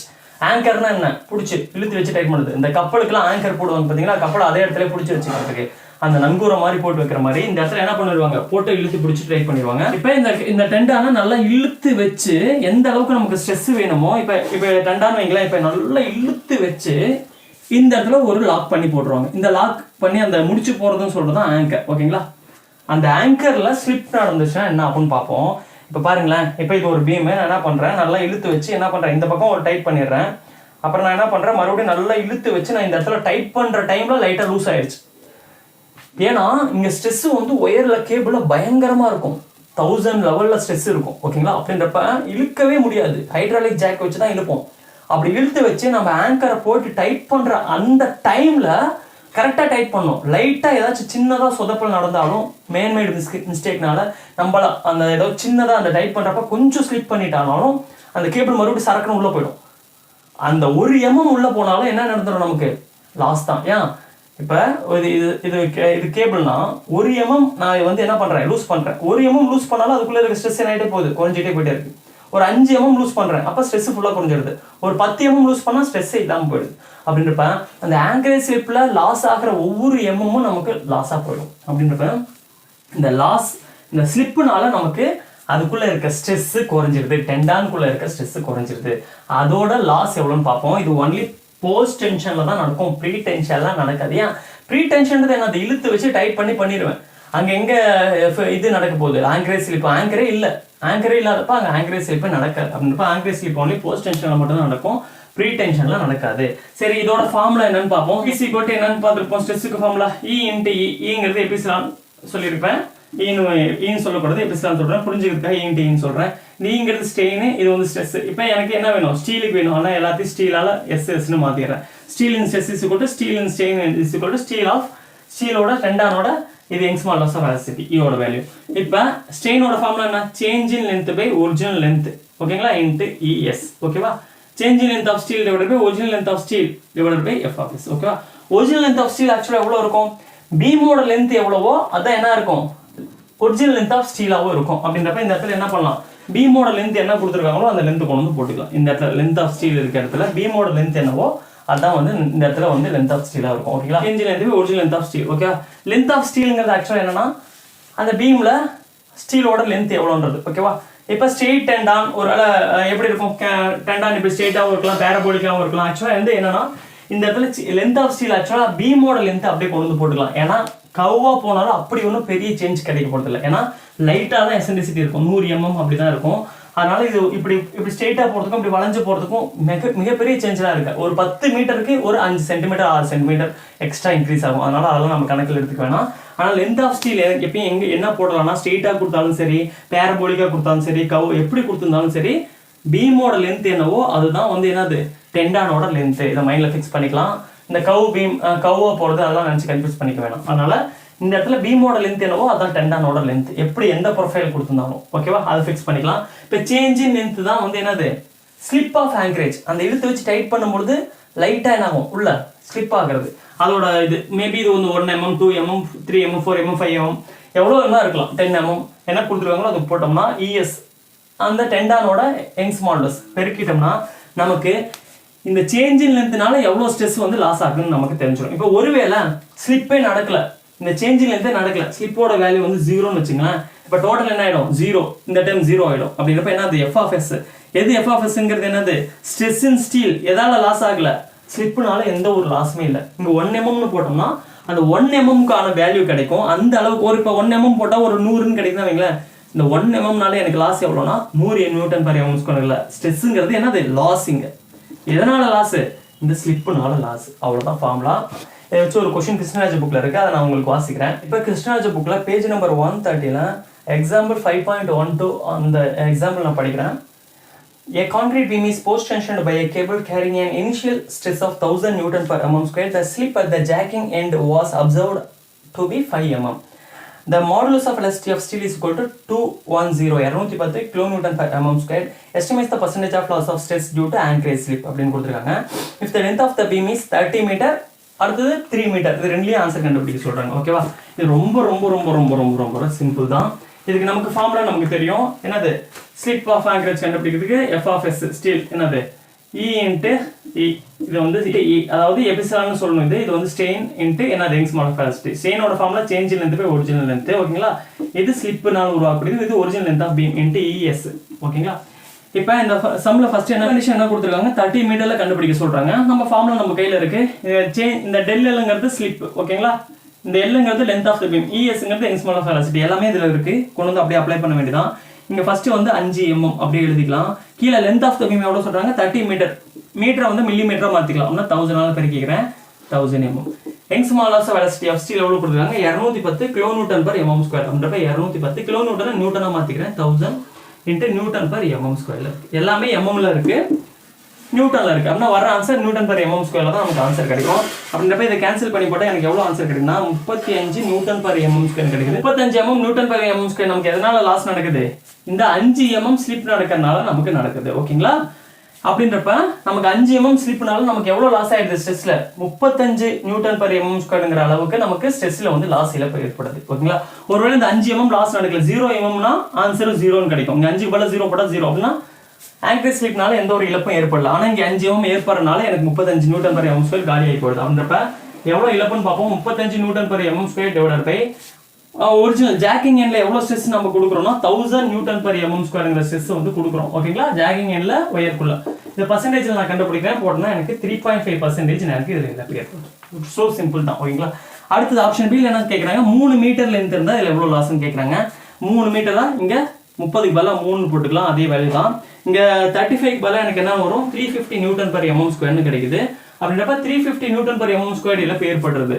இனிஷியல் வந்து 1000 வைக்கிறேன், ஆனால் ஸ்லிப்புனால அதில் 350 நியூட்டன் வந்து அதில் எனக்கு நான் இழந்துடுறேன். அப்படின்றப்ப எவ்வளோ பர்சன்டேஜ் எனக்கு லாஸ்னா, இங்கே இதில் 35% எனக்கு என்ன ஆகுது, இந்த ஆங்கரேஜ் ஸ்லிப்னால எனக்கு இழப்பு ஏற்படுறது. ஓகேங்களா, அவ்வளோதான். ஸோ சிம்பிள் தான். இந்த ஆங்கரேஜ் ஸ்லிப்னா ரொம்ப நான் அதை நினச்சி பயப்பட வேண்டிய அவசியம் இல்லை. அந்த இழுத்து வச்சு முடிச்சு போடும்பொழுது நமக்கு ஏற்படுற அந்த இழப்புனால எவ்வளோ லாஸ் வந்து நம்ம இழந்துடுறோம்னு சிம்பிள் ஃபார்ம்ல தான் எடுத்து போட்டு போடணும், நமக்கு ஆன்சர் கிடைச்சிடும். ஓகேங்களா, இப்போ நம்ம லாஸ்ட்ல ஓரளவுக்கு 50% முடிச்சிட்டோம். இதில் நம்ம ஆரம்பத்தில் பார்த்த மாதிரி தான் இமீடியட் லாஸஸ் வந்து லாங் டைம் எஃபெக்ட்னு 2 எஃபெக்ட் இருக்கும். இமீடியட் எஃபெக்ட்ல எலாஸ்டிக் ஷார்ட்டிங் பார்த்துட்டோம், அடுத்து ஃப்ரிக்ஷன் பார்த்துட்டோம், அடுத்து ஆங்கரேஜ் ஸ்லிப் நம்ம இப்போ தான் பார்த்து முடிச்சோம். இந்த ஆங்கரேஜ் ஸ்லிப் ஒன்லி போஸ்ட் டென்ஷனில் தான் நடக்கும், ஃப்ரிக்ஷனும் ஒன்லி போஸ்ட் டென்ஷனில் தான் நடக்கும். எலாஸ்டிக் ஷார்ட்டனிங் ப்ரீ டென்ஷன்லையும் நடக்கும், போஸ்ட் டென்ஷனில் சக்ஸசிவாக இருக்கும்பொழுது தான் நடக்கும், ஒரே டைமில் இருக்கும்பொழுது நடக்காது. இதெல்லாம் நம்ம பார்த்துட்டோம். இனிமேல் நம்ம பார்க்க போகிறது இந்த லாங் டைம் எஃபெக்ட். ஓகேங்களா, இந்த லாங் டைம் எஃபெக்ட்ங்கிறது எல்லாத்துலேயும் நடக்கும், ப்ரீ டென்ஷன்லையும் நடந்துடும், போஸ்ட் டென்ஷன்லையும் நடக்கும். ஓகேவா, ப்ரீ டென்ஷன் கான்கிரீட்லையும் நடக்கும், போஸ்ட் ரெண்டுலையுமே வந்து இந்த என்ன நடந்துடும், இந்த லாங் டைம் எஃபெக்ட் நமக்கு கிடைச்சிடும். க்ரீப், ஷ்ரிங்கேஜ், ரிலாக்ஸேஷன் மூலமே. க்ரீப்னா என்ன சொல்லியிருப்பேன், கான்கிரீட் வயசாக எப்படி நமக்கு தோல் சுருங்குதோ அதே மாதிரி கான்கிரீட் என்னைட்டே போகும், தன்னோட சக்தி இழந்துகிட்டே போறதுனால சுருங்க ஆரம்பிக்கும். அதனால அதுக்குள்ள இருக்க ஸ்டீல் என்ன ஆகுது, சுருங்குது, அதனால ஏற்படுற இதுதான் வந்து க்ரீப்னு சொல்லியிருப்போம். ஷ்ரிங்கேஜ் லாஸ்னா என்னன்னா, இப்போ நம்ம ஒரு கான்கிரீட் போறோம்னு வைங்களேன், கான்கிரீட்டை வந்து போடும்போது உள்ள மாய்ஸ்சர் கண்டென்ட் இருக்கும், தண்ணிலாம் இருக்கும். நாளாக அதுக்குள்ள இருக்க தண்ணிலாம் என்ன ஆகிட்டே போகும், ஆவி ஆகிட்டு வெளியாயிடும். அப்போ அதனால அந்த கான்கிரீட் லைட்டா என்ன ஆகும், சுருங்கும். ஷ்ரிங்க்னா அது சுருங்குறது, அதனால ஏற்படக்கூடிய இழப்பு தான் இந்த ஷ்ரிங்கேஜ் லாஸ். ரிலாக்ஸேஷன்னா எப்படி கான்கிரீட் வயசாக அதோட இதை இழந்துட்டு போதோ அதே மாதிரி ஸ்டீலும் வயசாக தன்னோட அந்த சக்தி இழந்துகிட்டே போகும். அப்படின்றப்ப அதுக்குள்ள இருக்க தளர்வு ஏற்பட்டு அந்த டைட்னஸ் இருக்காது, அதனால அது தன்னோட ஸ்ட்ரெஸ்ஸை இழந்துடும். அது வந்து ரிலாக்ஸேஷன். இது மூலமே ப்ரீ டென்ஷன் நடக்கும், பொசிஷன் நடக்கும். இப்போ இதோட இதை ஒவ்வொன்றா பார்க்கலாம். ஓகேங்களா, இப்போ க்ரீப் எப்படி வந்து க்ரீப் லாஸ் எப்படி கண்டுபிடிக்கின்றதை நம்ம பார்க்கலாம். Creep loss due to creep எப்படின்னு பார்ப்போம். ரொம்ப ரொம்ப ரொம்ப சிம்பிள் தான். க்ரீப்னால உருவாகக்கூடிய லாஸ் எதில் நடக்கும், ஸ்டீல தான் நடக்கும். இப்போ நம்ம ப்ரீ டென்ஷன் கேபிளில் இருக்க லாஸ் பற்றி தான் படிச்சுட்டு இருக்கோம். ஓகேங்களா, கான்கிரீட் சுருங்குறதுனால அதில் இருக்கக்கூடிய ஸ்டீலும் கூட சேர்ந்து சுருங்குது, அதனால லாஸ் நடக்குது நம்ம பார்த்துருக்கோம். இந்த க்ரீப்னால உருவாகக்கூடிய லாஸ் எவ்வளோனா, டெல் எஃப்எஃப்எஸ் எவ்வளோனா, இப்போ பாருங்களேன், ரொம்ப சிம்பிள் தான். நாம் ஆல்ரெடி எலாஸ்டிக் ஷார்ட்டனிங்னால எவ்வளோ லாஸ் நடக்கும்னு நம்ம பார்த்துருப்போம். எலாஸ்டிக் ஷார்ட்டனிங்னால எவ்வளோ லாஸ் நடக்குன்றது நமக்கு தெரியும். அதுக்கான formula del FFS is equal to M into எஃப்எஃப்சின்னு பார்த்துருப்போம். இதே ஃபார்முலா தான். இந்த எலாஸ்டிக் ஷார்ட்டனிங்னால எவ்வளோ ஒரு லாஸ் நடக்குமோ அது கூட ஒரு ஃபேக்டரை மட்டும் பெருக்கிக்கிட்டோம்னா நமக்கு ஆன்சர் கிடைச்சிடும். அப்படின்றப்ப எம் இன்ட்டு எஃப்எஃப்சி இந்த ஃபார்முலாவை நான் யூஸ் பண்ணனா எலாஸ்டிக் ஷார்ட்டனிங்னால எனக்கு எவ்வளோ இழப்பு ஏற்படும்னு எனக்கு தெரிஞ்சிடும். அது கூட ஒரே ஒரு ஃபேக்டரை பெருக்கிக்கிறேன், அதுதான் பை. இதான் வந்து என்ன, க்ரீப் கோஎஃபிஷியன்ட்டை பெருக்கிட்டேன்னா எனக்கு க்ரீப்னால எவ்வளோ லாஸ் நடக்கும்னு நமக்கு தெரிஞ்சிடும். ஓகேங்களா, ஆல்ரெடி எலாஸ்டிக் ஷார்ட்டனிங்னால எவ்வளோ எம் இன்ட்டு எஃப்எஃப்சி கண்டுபிடிக்கிறது பல சம் நம்ம போட்டுட்டோம். அந்த இதில் பையனு ஒரு ஃபேக்டர் கொடுத்துருவாங்க அவங்களே, அதை நம்ம பெருக்கிட்டோம்னா அதனால எவ்வளோ லாஸ் நடக்குன்னு நமக்கு தெரிஞ்சிடும். அவ்வளோதான். ஸோ சிம்பிள் தான். இதுக்கு நம்ம பெருசாக ஒர்க் பண்ண வேண்டியது தேவையில்லை. எலாஸ்டிக் ஷார்ட்டனிங் எப்படி கண்டுபிடிக்கணுன்ற ஐடியா இருந்தால் நம்ம அதுக்கு ஆன்சர் கொண்டு வந்துடலாம். ஓகேங்களா, இது ஒரு பெரிய விஷயமே கிடையாது. ஓகேவா, இப்போ இதில் என்ன சொல்லியிருக்காங்கன்னா, இந்த creep coefficient is equal to என்ன கொடுத்துருக்காங்க பாருங்க, creep coefficient is equal to creep strain divided by elastic strain. இதை பார்த்து பயப்பட வேண்டிய அவசியம் இல்லை. க்ரீப் கோஎஃபிஷியன்ட்னா பை. ஓகேங்களா, creep strain divided by elastic strain. இப்போ என்ன பண்ணுறேன், இதையும் மேலையும் கீழே ES ஆல பெருக்கிறேன். ESங்கிறது நமக்கு தெரியும், யங்ஸ்மால்ஸ் ஆஃப் ஸ்டீல். இப்போ க்ரீப் ஸ்ட்ரெயின் இன்ட்டு E, அதாவது ஸ்ட்ரெயின் இன்ட்டு யங்ஸ்மால்ஸ் பெருக்குனா ஸ்ட்ரெஸ். அதனால க்ரீப்னால உருவாகக்கூடிய இழப்பு. ஓகேங்களா, இது ஒன்லி க்ரீப்னால உருவாகக்கூடிய இழப்பு. ES இங்க எலாஸ்டிக் ஸ்ட்ரெயின் இன்டு ESங்கிறது என்னது, நம்ம எலாஸ்டிக் ஷார்ட்டனிங் பாத்தீங்களா, அதனால உருவாகக்கூடிய இழப்பு. அதுக்கான ஃபார்முலா தான் நமக்கு தெரியும், M இன்டு F(c). ஓகேங்களா, இப்போ நமக்கு என்ன வேணும், க்ரீப்னால உருவாகக்கூடிய ஸ்ட்ரெஸ்ல உருவாகக்கூடிய இழப்பு எனக்கு எவ்வளவுனா del F(s) due to creep is equal to என்னன்னா, இப்போ இதை இந்த பக்கம் கொண்டு போகலாம். இங்க பைங்கிறது ஆல்ரெடி ஒன்று இருக்கு, அதாவது creep coefficient into M into F(c). ஓகேவா, ஆக்சுவலா இந்த ஃபார்முலா எப்படி வந்துச்சுன்னா, இந்த க்ரீப் கோஎஃபிஷியன்ட் இஸ் கூட க்ரீப் ஸ்ட்ரெயின் பை எலாஸ்டிக் ஸ்ட்ரெயின்ங்கிற அந்த ஃபார்முலாக்குள்ள இருந்து நான் என்ன பண்ணியிருக்கேன், இந்த ஃபார்முலா டெரைவ் பண்ணியிருக்கேன். சிம்பிளா எலாஸ்டிக் ஸ்ட்ரெயினில் எனக்கு எவ்வளோ லாஸ் நடக்கும் நான் தெரிஞ்சுட்டு அது கூட இந்த பையை பெருக்கிட்டா க்ரீப் எவ்வளோன்னு நமக்கு தெரிஞ்சிடும். ஓகேங்களா, அவ்வளோதான் சிம்பிள் கான்செப்ட். இப்போ இந்த க்ரீப் கோஎஃபிஷியன்ட் நம்ம சொன்னோம் பார்த்தீங்களா, அது வந்து சில செம்மில் வந்து கொடுத்துருக்க மாட்டாங்க. அப்படின்றப்ப அந்த க்ரீப் கோஎஃபிஷியன்ட்டுக்கான டேபிள் இதுதான். 7 days கழிச்சு அதோட க்ரீப் கோஎஃபிஷியன்ட் வேல்யூ 2.2, 28 days கழிச்சு க்ரீப் கோஎஃபிஷியன்ட் வேல்யூ 1.6 இருக்கும். 1 year கழிச்சு க்ரீப் கோஎஃபிஷியன்ட் வேல்யூ 1.1. சில செம்மில் வந்து 28 days கழிச்சு லாஸ் எவ்வளோன்னு கேட்பாங்க க்ரீப்பில். அப்படின்றப்ப நம்ம எப்பயும் போல் m/f(c) கண்டுபிடிச்சிட்டு அது கூட என்ன பண்ணலாம், 1.6ங்கிற இந்த க்ரீப் கோஎஃபிஷியன்ட்டோட வேல்யூ கொண்டு வந்து போட்டோம்னா நமக்கு இதில் வந்து ஆன்சர் கிடைச்சிடும். ஓகேவா, அதனால் இந்த டேபிள் ரொம்ப முக்கியம். இதை வந்து நம்ம மக்கப் பண்ணிட்டுக்கலாம். ஓகேவா, சரி இப்போ சம்குள்ளே போகலாமா. ஃபார் எக்ஸாம்பிள் 5.7ல் கொடுத்துருக்க சம்ம நான் வாசிக்கிறேன். A concrete beam of rectangular section 100 mm wide and 300 mm deep is prestressed by 5 wires of 7 mm diameter located at an eccentricity of 50 mm. The initial stress in the wires being 1200 Newton per mm squared. Estimate the loss in stress in steel due to creep of concrete using the ultimate creep strain method and creep coefficient method அப்படின்னு சொல்லிட்டு அதுக்கான datas எல்லாமே கொடுத்துருக்காங்க. இப்போ இந்த க்ரீப்பை பொறுத்த வரைக்கும் நம்ம என்ன சொல்லியிருக்கோம், இது ப்ரீ டென்ஷன்லையும் நடந்துடும், அதே மாதிரி எதுலையும் நடந்துடும், போஸ்ட் டென்ஷன்லையும் நடந்துடும். ஓகேங்களா, போஸ்ட் டென்ஷன்லையும் நமக்கு நடந்துடும், அதில் எந்த ஒரு டவுட்டும் கிடையாது. இப்போ இதுக்கு நான் ஃபார்முலா என்ன சொல்லியிருப்போம், m/f(c), அதாவது எலாஸ்டிக் ஷார்ட்டனிங்க்கு என்ன ஃபார்முலா வருமோ அதே ஃபார்முலா யூஸ் பண்ணிவிட்டு இன்ட்டு எதை மட்டும் நீங்கள் பெருக்கினா போதும்னு சொல்லிட்டேன், க்ரீப் கோஎஃபிஷியன்ட் மட்டும் பெருக்கிட்டால் போதும்னு சொல்லியிருக்கேன். எலாஸ்டிக் ஷார்ட்டனிங் எப்படி கண்டுபிடிக்கிறதுன்னு பலசம் போட்டோம். இதில் ஒரே ஒரு சின்ன கன்ஃபியூஷன் டவுட்டு நமக்கு வரலாம். m/f(c) எலாஸ்டிக் ஷார்ட்டனிங்க்கு நம்ம என்ன பண்ணுவோம்னா, ப்ரீ டென்ஷன் எல்லாத்துலேயுமே எலாஸ்டிக் ஷார்ட்டனிங் நடந்துடும். போஸ்ட் டென்ஷனில் எதில் நடக்காது, சேம் டைமில் நம்ம ஒயர் இழுக்கும் பொழுது நடக்காது, சக்ஸஸிவில் நடக்கும் பொழுது ஒன்னோட ஒன்று அடுத்தடுத்து இழுக்கும் பொழுது நடக்கும்னு படிச்சிருக்கோம். இப்போ ஒருவேளை போஸ்ட் டென்ஷனில் ஒரே டைமில் இழுத்து வச்சு டைட் பண்ணும் பொழுது நமக்கு க்ரீப் நடக்காதா, ஏன்னா எலாஸ்டிக் ஷார்ட்டனிங் ஸ்ட்ரெஸ் வந்து 0 அப்படின்றப்ப க்ரீப் நடக்காதான்னு நீங்கள் கேட்கக்கூடாது. க்ரீப் எல்லாத்துலேயுமே நடந்துடும். அதனால் எலாஸ்டிக் ஷார்ட்டனிங்னால உருவாகக்கூடிய லாஸ் தான் இந்த இடத்துல என்னது 0. பட் க்ரீப்புன்னு கேட்டுட்டாங்கன்னா நம்ம கண்ணை மூடிக்கிட்டு ப்ரீ டென்ஷன் போஸ்ட் டென்ஷன் எல்லாத்துலேயுமே நம்ம கண்டுபிடிச்சிடணும்.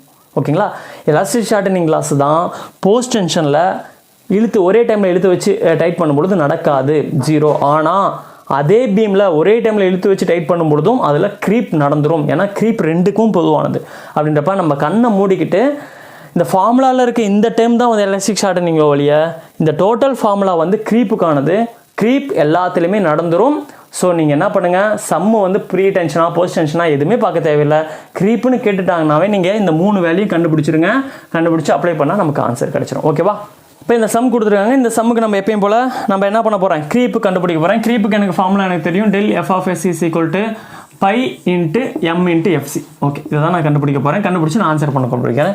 இல்லை க்ரீப் கோஎஃபிஷியன்ட்டோட வேல்யூ வந்து நம்ம இதில் என்ன சொல்லியிருக்காங்க, க்ரீப் கோஎஃபிஷியன்ட்டோட வேல்யூ வந்து இந்த சம்மில் கொடுத்துருக்காங்க 1.6. அப்படி கொடுக்கலன்னா என்ன பண்ணுவாங்க, சில டைமில் ஆஃப்டர் 28 days கழிச்சு என்ன லாஸ்ன்னு கேட்பாங்க.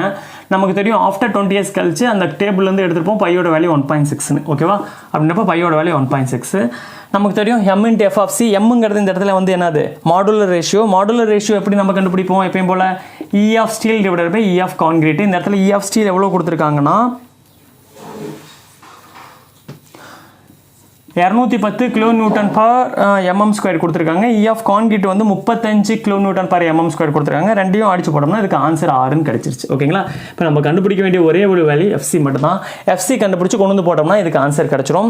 இப்போ இந்த கொஷனுக்கான FC நம்ம இப்போ கண்டுபிடிப்போம். இந்த கொஷின் வந்து ப்ரீ டென்ஷனாக போஸ்ட் டென்ஷனாக எதையுமே நான் பார்க்க வேண்டிய அவசியம் இல்லை. சக்ஸஸிவாக ஒரே டைமில் எடுத்து வச்சு டைட் பண்ணுறாங்களா அடுத்தடுத்து எதுவுமே பார்க்க தேவையில்லை. க்ரீப்புன்னு கேட்டுட்டாங்கன்னா கண்ணை மூடிட்டு FCயோட வேல்யூ நான் கண்டுபிடிக்க போகிறேன்.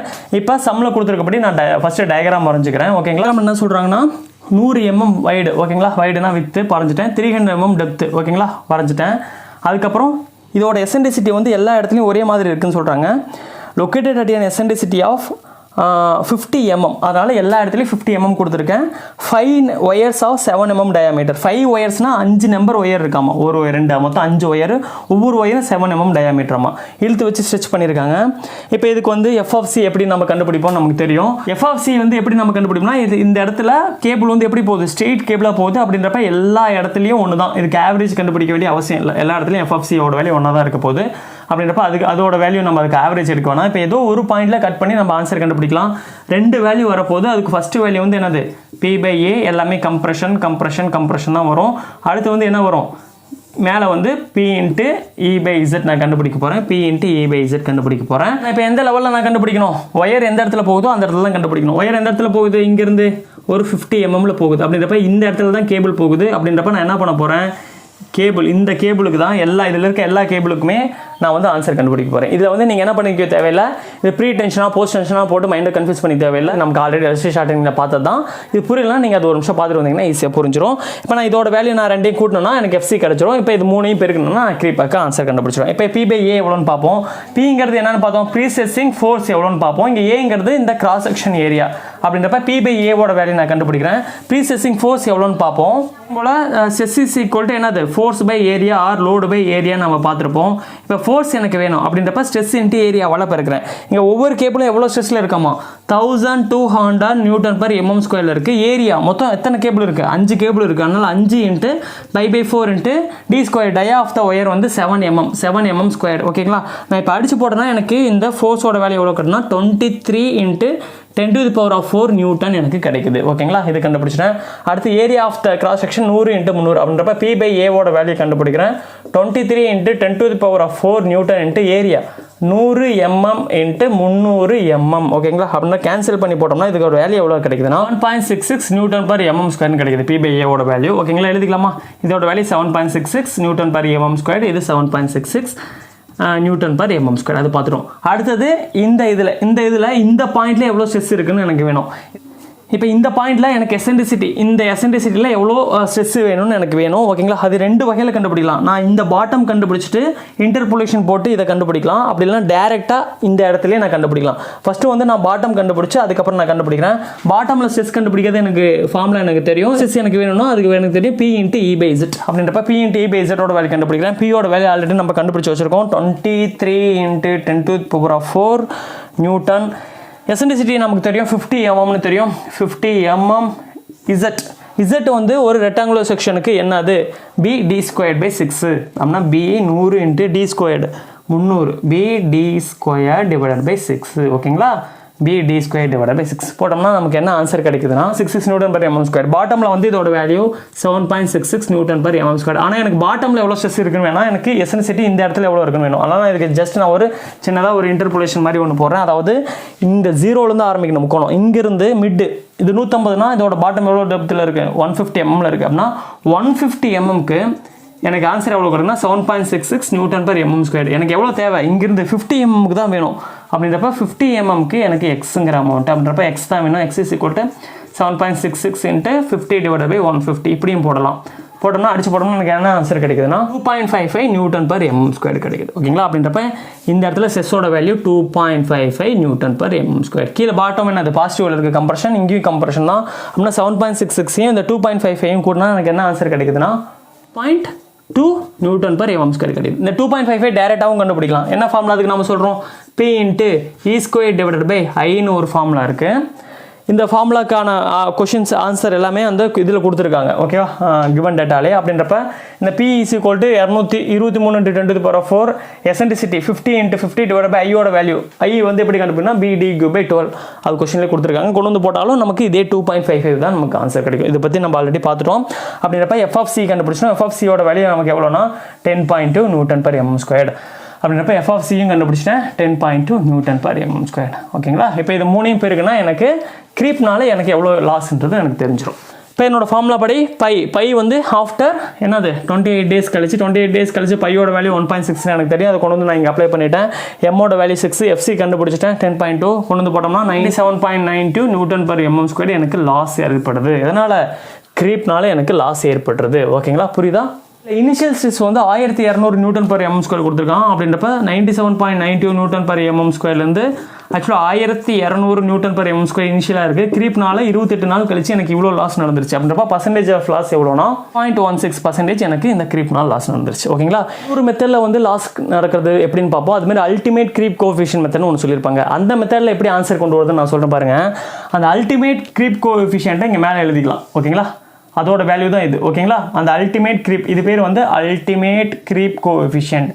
அது எப்படி இருக்குன்னா அதோட யூனிட் எப்பயும் எப்படி இருக்குன்னா பெர் நியூட்டன் பர் mm ஸ்கொயர்னு இருக்கும். பெர் நியூட்டன் பர் mm ஸ்கொயர்னு இருக்கும். இந்த பெர் நியூட்டன் பர் mm ஸ்கொயர்ங்கிறது ஸ்ட்ரெஸ்ஸை குறிக்குது. எந்த ஸ்ட்ரெஸ்ஸை குறிக்குது? இந்த FCயை குறிக்குது. இதோட மீனிங் என்னன்னா ஒரு நியூட்டன் பர் எம்எம் ஸ்கொயருக்கு இந்த இடத்துல இவ்வளோ ஸ்ட்ரெயின் இருக்குன்னு காட்டும். ஓகேங்களா? அப்படின்றப்ப நமக்கு எஃப்சியோட வேல்யூ ஆக்சுவலாக இதில் என்ன வந்துச்சு, 10.2 நியூட்டன் பர் எம்எம் ஸ்கொயர் கிடைக்குது. அப்படின்றப்ப ஒரு நியூட்டன் பர் எம்எம் ஸ்கொயர் எஃப்சியாக இருந்துச்சுன்னா அதில் ஏற்படுற ஸ்ட்ரெயினோட வேல்யூ கொடுத்துருவாங்க. ஓகேங்களா? இந்த கொஸ்டினில் அதோட ஸ்ட்ரெயினோட வேல்யூ எவ்வளோ கொடுத்துருக்காங்கன்னா 1 × 10⁻⁻6ங்கிறது ஸ்ட்ரெயினுக்கு யூனிட் கிடையாது. அதோட மீனிங் என்னன்னா எஃப்சியோட வேல்யூ ஒரு நியூட்டன் பர் எம்எம் ஸ்கொயராக இருந்தால் அதில் உருவாகக்கூடிய ஸ்ட்ரெயின் என்னன்னா கிரீப்னால உருவாகக்கூடிய ஸ்ட்ரெயின் 41 × 10⁻⁻6 ஆமாம். அதாவது கிரீப்னால எவ்வளோ ஸ்ட்ரெயின் நடக்குதோ அதே அளவு ஸ்ட்ரெயின் தான் உள்ளே இருக்க ஸ்டீல்லையும் நடக்கும். ஓகேங்களா? அப்படின்றப்ப இந்த இடத்துல loss creep loss in steel tendon is equal to என்னது, இங்கே ஏற்படுற லாஸ் எது, ஸ்டீலில் தான். ஸ்டீலுக்கு வந்து என்னது, ஸ்டீலோட ஸ்ட்ரெயின் ஸ்டீலோட ஸ்ட்ரெஸ்ஸை பெருக்கணும். இங்கே ஸ்டீலோட ஸ்ட்ரெயினும் ஒன்று தான், கிரீப்னால் உருவாகக்கூடிய காங்கிரீட்டில் உருவாகக்கூடிய ஸ்ட்ரெயினும் ஒன்று தான். அதனால தான் நான் இந்த இடத்துல அதை ரீப்ளேஸ் பண்ணியிருக்கேன். அப்படின்றப்ப ஒரு நியூட்டன் எஃப்சியோட வேல்யூ ஒரு நியூட்டன் பர் எம்எம் ஸ்கொயராக இருந்தால் அதில் உருவாகக்கூடிய ஸ்ட்ரெயின் கிரீப்னால காங்கிரீட்டில் உருவாகக்கூடிய ஸ்ட்ரெயின் அதுதான் ஸ்டீல்லையும் ஏற்படும். அந்த ஸ்ட்ரெயினோட வேல்யூ 41 × 10⁻⁻6. ஆக்சுவலாக நமக்கு எவ்வளோ வந்திருக்கு, 10.2 நியூட்டன் பர் எம்எம் ஸ்கொயர் உருவாயிருக்கு. அப்படின்றப்ப இது என்னால் பெருக்கலாம் 41 × 10⁻⁻6. இது ஒரு நியூட்டன் பர் எம்எம் ஸ்கொயருக்கு தான். ஆனால் என்னோட வேல்யூ எவ்வளோனா 10.2 நியூட்டன் பர் எம்எம் ஸ்கொயர் உருவாகுது. அப்படின்றப்ப கீழே ஒரு நியூட்டன் பர் எம்எம் ஸ்கொயர் இருக்குது, per Newton per MM square. இது கேன்சல் ஆகிடும், இந்த யூனிட்டும். அப்போ டோட்டல் ஸ்ட்ரெயினோட வேல்யூ எனக்கு தெரிஞ்சிடும். 41 × 10⁻⁻6 × 10.2 இன்ட்டு என்னது, நம்ம இப்போ எப்பயும் போல் யங்ஸ் மாடல்ஸ் ஆஃப் ஸ்டீலோட வேல்யூ நம்ம கண்டுபிடிச்சி வச்சுருக்கோம். அதோட வேல்யூ வந்து 10 × 10⁻³ நியூட்டன் பர் எம்எம் ஸ்கொயர்னு கண்டுபிடிச்சி வச்சுருக்கோம். இப்போ இது ஃபுல்லாக strain of concrete due to creep. இது யங்ஸ் மாடல்ஸ் ஆஃப் ஸ்டீல். இந்த strain of concrete due to க்ரீப்பும் ஒன்று தான், ஸ்ட்ரெயின் இன் ஸ்டீலும் ஒன்று தான். ஏன்னா ரெண்டும் ஒரே மாதிரி தான் இருக்குது. கான்கிரீட் எவ்வளோ சுருங்குமோ அதில் தான் ஸ்டீல் சுருங்கும். அப்படின்றப்ப இது மூணையும் பெருக்குனா நமக்கு என்ன கிடைச்சிரும், எப்பயும் போல் del f(s) என்னது டியூ டு க்ரீப்னால எனக்கு எவ்வளோ லாஸ்ன்னு நமக்கு தெரிஞ்சிடும். அப்படின்றப்ப இதோட வேல்யூ எவ்வளோனா இதில் 88 கிட்ட ஆன்சர் கிடைக்குது. ஓகேங்களா? ஓகே, இப்படியும் ஆன்சர் கண்டுபிடிக்கலாம். போன மெத்தடில் கண்டுபிடிச்சி நம்ம க்ரீப் கோஎஃபிஷியன்ட் அந்த பையோட வேல்யூ வச்சு π × m × f(c) போட்டாலும் நமக்கு ஆன்சர் கிடைக்கும். இந்த மெத்தடில் பாருங்களேன், இந்த மெத்தட்லையும் கண்டுபிடிக்கலாம். இந்த மெத்தடில் என்னன்னா ஈஸி, இதோட வேல்யூ கொடுத்துருவாங்க பெர் ஒரு நியூட்டன் பர் எம்எம் ஸ்கொயர் எஃப்சியாக இருந்துச்சுன்னா. அப்போ நமக்கு கிடைக்கக்கூடிய எஃப்சி 10.2. அப்படின்றப்ப அதையும் இதையும் பெருக்கிட்டோம்னா டோட்டல் ஸ்ட்ரெயின் கிடைச்சிடும். அது கூட இஎஸ்ஐ பெருக்கினா கிடைச்சிடும். இப்படியே நம்ம ஆன்சர் கண்டுபிடிக்கலாம். கொஷினில் எந்த மாதிரி கேட்குறாங்களோ அந்த மாதிரி. ஒரு வேளை இதோட வேல்யூ கொடுத்துட்டாங்கன்னா இப்படி கண்டுபிடிக்கலாம். க்ரீப் கோஎஃபிஷியன்ட் பையோட வேல்யூ கொடுத்துட்டாங்கன்னா அதோட வேல்யூ கண்டுபிடிக்கலாம். ஓகேங்களா? போட்டு நான் ஆன்சர் கண்டுபிடிச்சிட்டேன். இதோட லாஸ் 88. அப்படின்னப்பா பர்சன்டேஜ் ஆஃப் லாஸ் நம்ம கண்டுபிடிக்கலாம். 88 நியூட்டன் பர் எம்எம் ஸ்கொயர். இனிஷியலாக எவ்வளோ இருக்குது, 1200 நியூட்டன் பர் எம்எம் ஸ்கொயர் இருக்குது. இன்ட்டு 100 பெருக்குன்னா எவ்வளோ லாஸ் எனக்கு நடந்திருக்குன்னா இதில் 1.33% நடந்திருக்கு. கிட்டத்தட்ட ரெண்டோட வேல்யூ கிட்டத்தட்ட ஒன்றா தான் கிடைக்குது. ஓகேங்களா? நம்ம க்ரீப்பில் எவ்வளோ லாஸ் நடக்குது அப்படின்றத நம்ம தெரிஞ்சுக்கணும். இதில் மொத்தம் 2 மெத்தட். ஓகேங்களா? க்ரீப் கோஎஃபிஷியன்ட் மெத்தட் ஒன்று, இந்த மெத்தட் ஒன்று. இதோட வேல்யூ அல்டிமேட் க்ரீப் கோஎஃபிஷியன்ட் கொடுத்தாங்கன்னா இந்த மெத்தட் யூஸ் பண்ணுங்கள். க்ரீப் கோஎஃபிஷியன்ட் கொடுத்தாங்கன்னா பழைய மெத்தட் யூஸ் பண்ணி ஆன்சர் கண்டுபிடிங்க. ஓகேவா? லாஸ் டியூ டு ஷ்ரிங்கேஜ் பார்ப்போம். ஷ்ரிங்கேஜ் எஃபர்ட்டும் ப்ரீ டென்ஷன்லையும் நடக்கும், போஸ்ட் டென்ஷன் நடக்கும். நம்ம பார்த்துட்டோம். நமக்கு தெரியும் del f(s) லாஸ்ட் இன் அந்த கேபிளில் உருவாக்கக்கூடிய ஸ்டீல் கேபிளில் டெண்டால் உருவாக்கக்கூடிய ஸ்டீல் கேபிள் உருவாக்கக்கூடிய லாஸ் ஆஃப் ஸ்ட்ரெஸ்க்கு ஃபார்முலா E × Eங்கிறது இங்கே எபிசிலான் ஸ்ட்ரெயினோட value strain in steel into Young's modulus of steel பெருக்கினா போதும். ஒருவேளை போஸ்ட் டென்ஷன் ப்ரீ டென்ஷன் கொடுத்துட்டாங்கன்னா அந்த இஎஸோட வேல்யூ 3 × 10⁻⁻4 கான்ஸ்டன்ட் வேல்யூ கொண்டு வந்து போட போகிறோம். இஎஸ்ஆல பெருக்க போகிறோம், ஆன்சர் கிடைச்சிரும். ஒருவேளை போஸ்ட் டென்ஷன் கொடுத்தாங்கன்னா அந்த இஎஸோட வேல்யூ எவ்வளோனா 2 × 10⁻⁴ divided by log 10 of t plus 2 t in terms of days. ஒருவேளை 7 days கழிச்சு எவ்வளோ லாஸ்ன்னு கொடுத்தாங்கன்னா இங்கே 7 அப்ளை பண்ணணும். 28 டேஸ்ன்னு கேட்டாங்கன்னா இங்கே 28 கொடுக்கணும். எவ்வளோ டேஸ் கொடுக்குறாங்களோ அந்த டேஸை கொண்டு வந்து போட்டு இதுக்கு ஒரு வேல்யூ வரும் தெரியுமா, அந்த வேல்யூ கொண்டு வந்து போட்டு இஎஸ்ஆல பெருக்குனா நமக்கு ஆன்சர் கிடைச்சிடும். இது ஒரு பெரிய விஷயமே கிடையாது, ரொம்ப ரொம்ப ரொம்ப சிம்பிள் தான். இதுதான் இதில் இருக்க கான்செப்ட். இங்கே பாருங்கள், PRE 1 2 3 எழுத்து இருக்கா, அதனால் 3ன்னு ஆரம்பிக்குன்னு வச்சுக்கோங்க. Post tension 2 × 10⁻⁴. ஓகேங்களா? கன்ஃபியூஸ் ஆகாமல் இருக்கிறதுக்காக இந்த வேல்யூ கொண்டு வந்து போட்டோம்னா நமக்கு ஆன்சர் கிடைச்சிரும். இதை வச்சு நம்ம சிம்பிளாக ஒரே ஒரு சம் மட்டும் ஒர்க் அவுட் பண்ணி காமிக்கிறேன். Due to shrinkage of steel வந்து பேஜ் நம்பர் 122 கொடுத்துருக்காங்க பாருங்கள். அதில் எக்ஸாம்பிள் 5.6 நான் படித்து காமிக்கிறேன். Concrete beam is prestressed by a cable carrying an initial prestressing force of 300 kN. The cross section area of the wire in a cable is 300 mm². Calculate the percentage of loss of stress in cable only due to shrinkage of concrete அப்படின்னு கேட்குறாங்க. Post டென்ஷனில் கண்டுபிடிக்க சொல்கிறாங்க, அடுத்து pre டென்ஷனில் கண்டுபிடிக்க சொல்கிறாங்க. Assume இஎஸோட value கொடுத்துருக்காங்க 210 kN/mm². ஏஜ் ஆஃப் கான்கிரீட் வந்து 8 டேஸ்ன்னு கொடுத்துருக்காங்க. ஓகேவா? இதுக்கு எப்படி ஆன்சர் போடுறதுன்னு பார்ப்போம். நமக்கு தெரியும் ஷ்ரிங்கேஜ் லாஸ் கண்டுபிடிக்கிறதுக்கான ஃபார்முலா இதுதான். இப்போ நமக்கு எது மட்டும் தான் வேணும்? இப்போ நான் ஃபஸ்ட்டு வந்து ப்ரீ டென்ஷன் கான்கிரீட்டில் அதே சமுக்கு நான் ஆன்சர் போடுறேன். அதோட இஎஸோட வேல்யூ வந்து என்ன தான்? 3 × 10⁻⁻⁴ தான். இஎஸோட வேல்யூ மட்டும் எனக்கு வேணும். இஎஸோட வேல்யூ கொஸ்டின்லேயே கொடுத்துருக்காங்க 210 kN/mm². அப்படின்றப்ப என்ன பண்ணலாம்?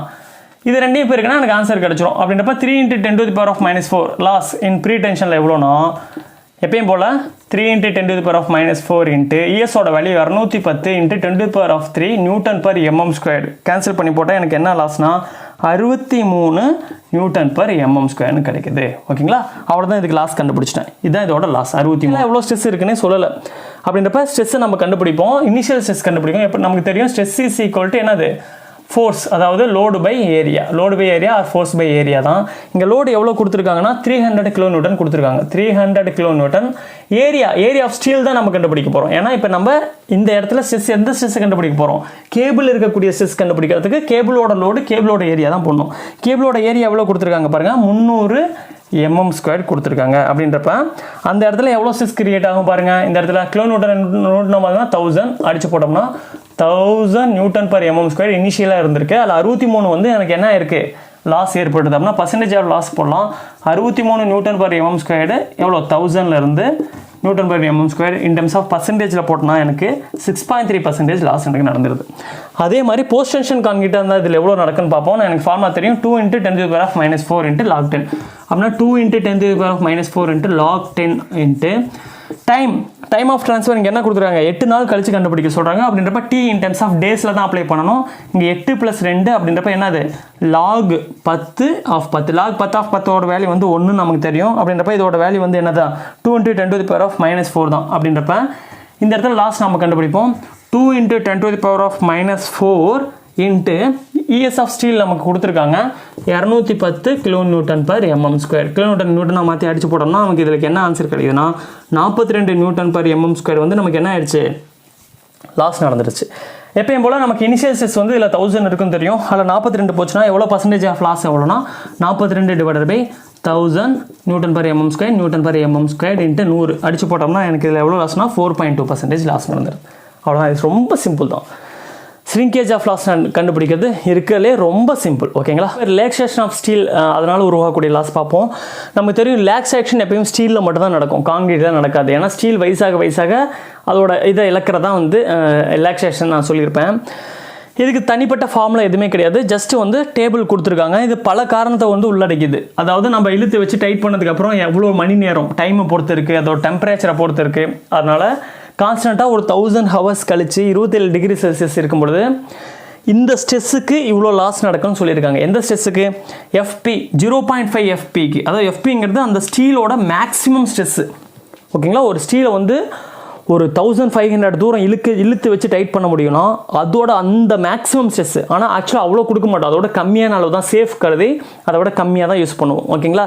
அப்படின்றப்ப ஒருவேளை நான் கொடுக்குற ஸ்ட்ரெஸ்ஸு 0.5 டைம்ஸ் ஆஃப் எஃப்எஃப்பி, மேக்ஸிமம் ஸ்ட்ரெஸ்ஸில் 0.5 டைம்ஸ் தான் இழுத்து வச்சு டைட் பண்ணியிருந்தேன்னா அதில் எந்த லாஸும் நடக்காதுன்றாங்க.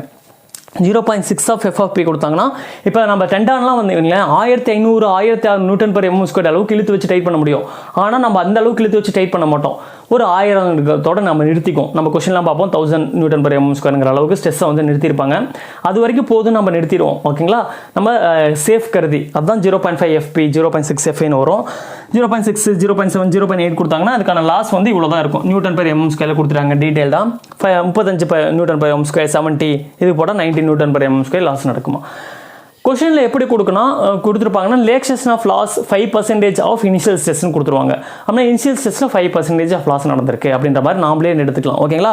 இப்போ ஒருவேளை கொஷனில் வந்து ரிலாக்ஸேஷன் ஆஃப் லாஸ் இஸ் 5% அப்படின்னு கொடுத்துருக்காங்கன்னா அதே கொஷனில் இனிஷியல் ஸ்ட்ரெஸ்ஸோட வேல்யூ வந்து ஒரு 1000 Nm²ன்னு கொடுத்துருந்தாங்கன்னா இந்த 1000 Nm/mm² ரிலாக்ஸேஷனால 5% இழப்பு ஏற்பட்டிருக்குன்னா அதோட வேலையை நம்ம ஈஸியாக கண்டுபிடிச்சிடலாம். நமக்கு தெரியும் எக்ஸ் இந்த இடத்துல divide by original initial stress Nm/mm² போட்டோம்னா நமக்கு பர்சன்டேஜ் ஆஃப் லாஸ் நமக்கு எப்பயுமே கிடைக்கும்.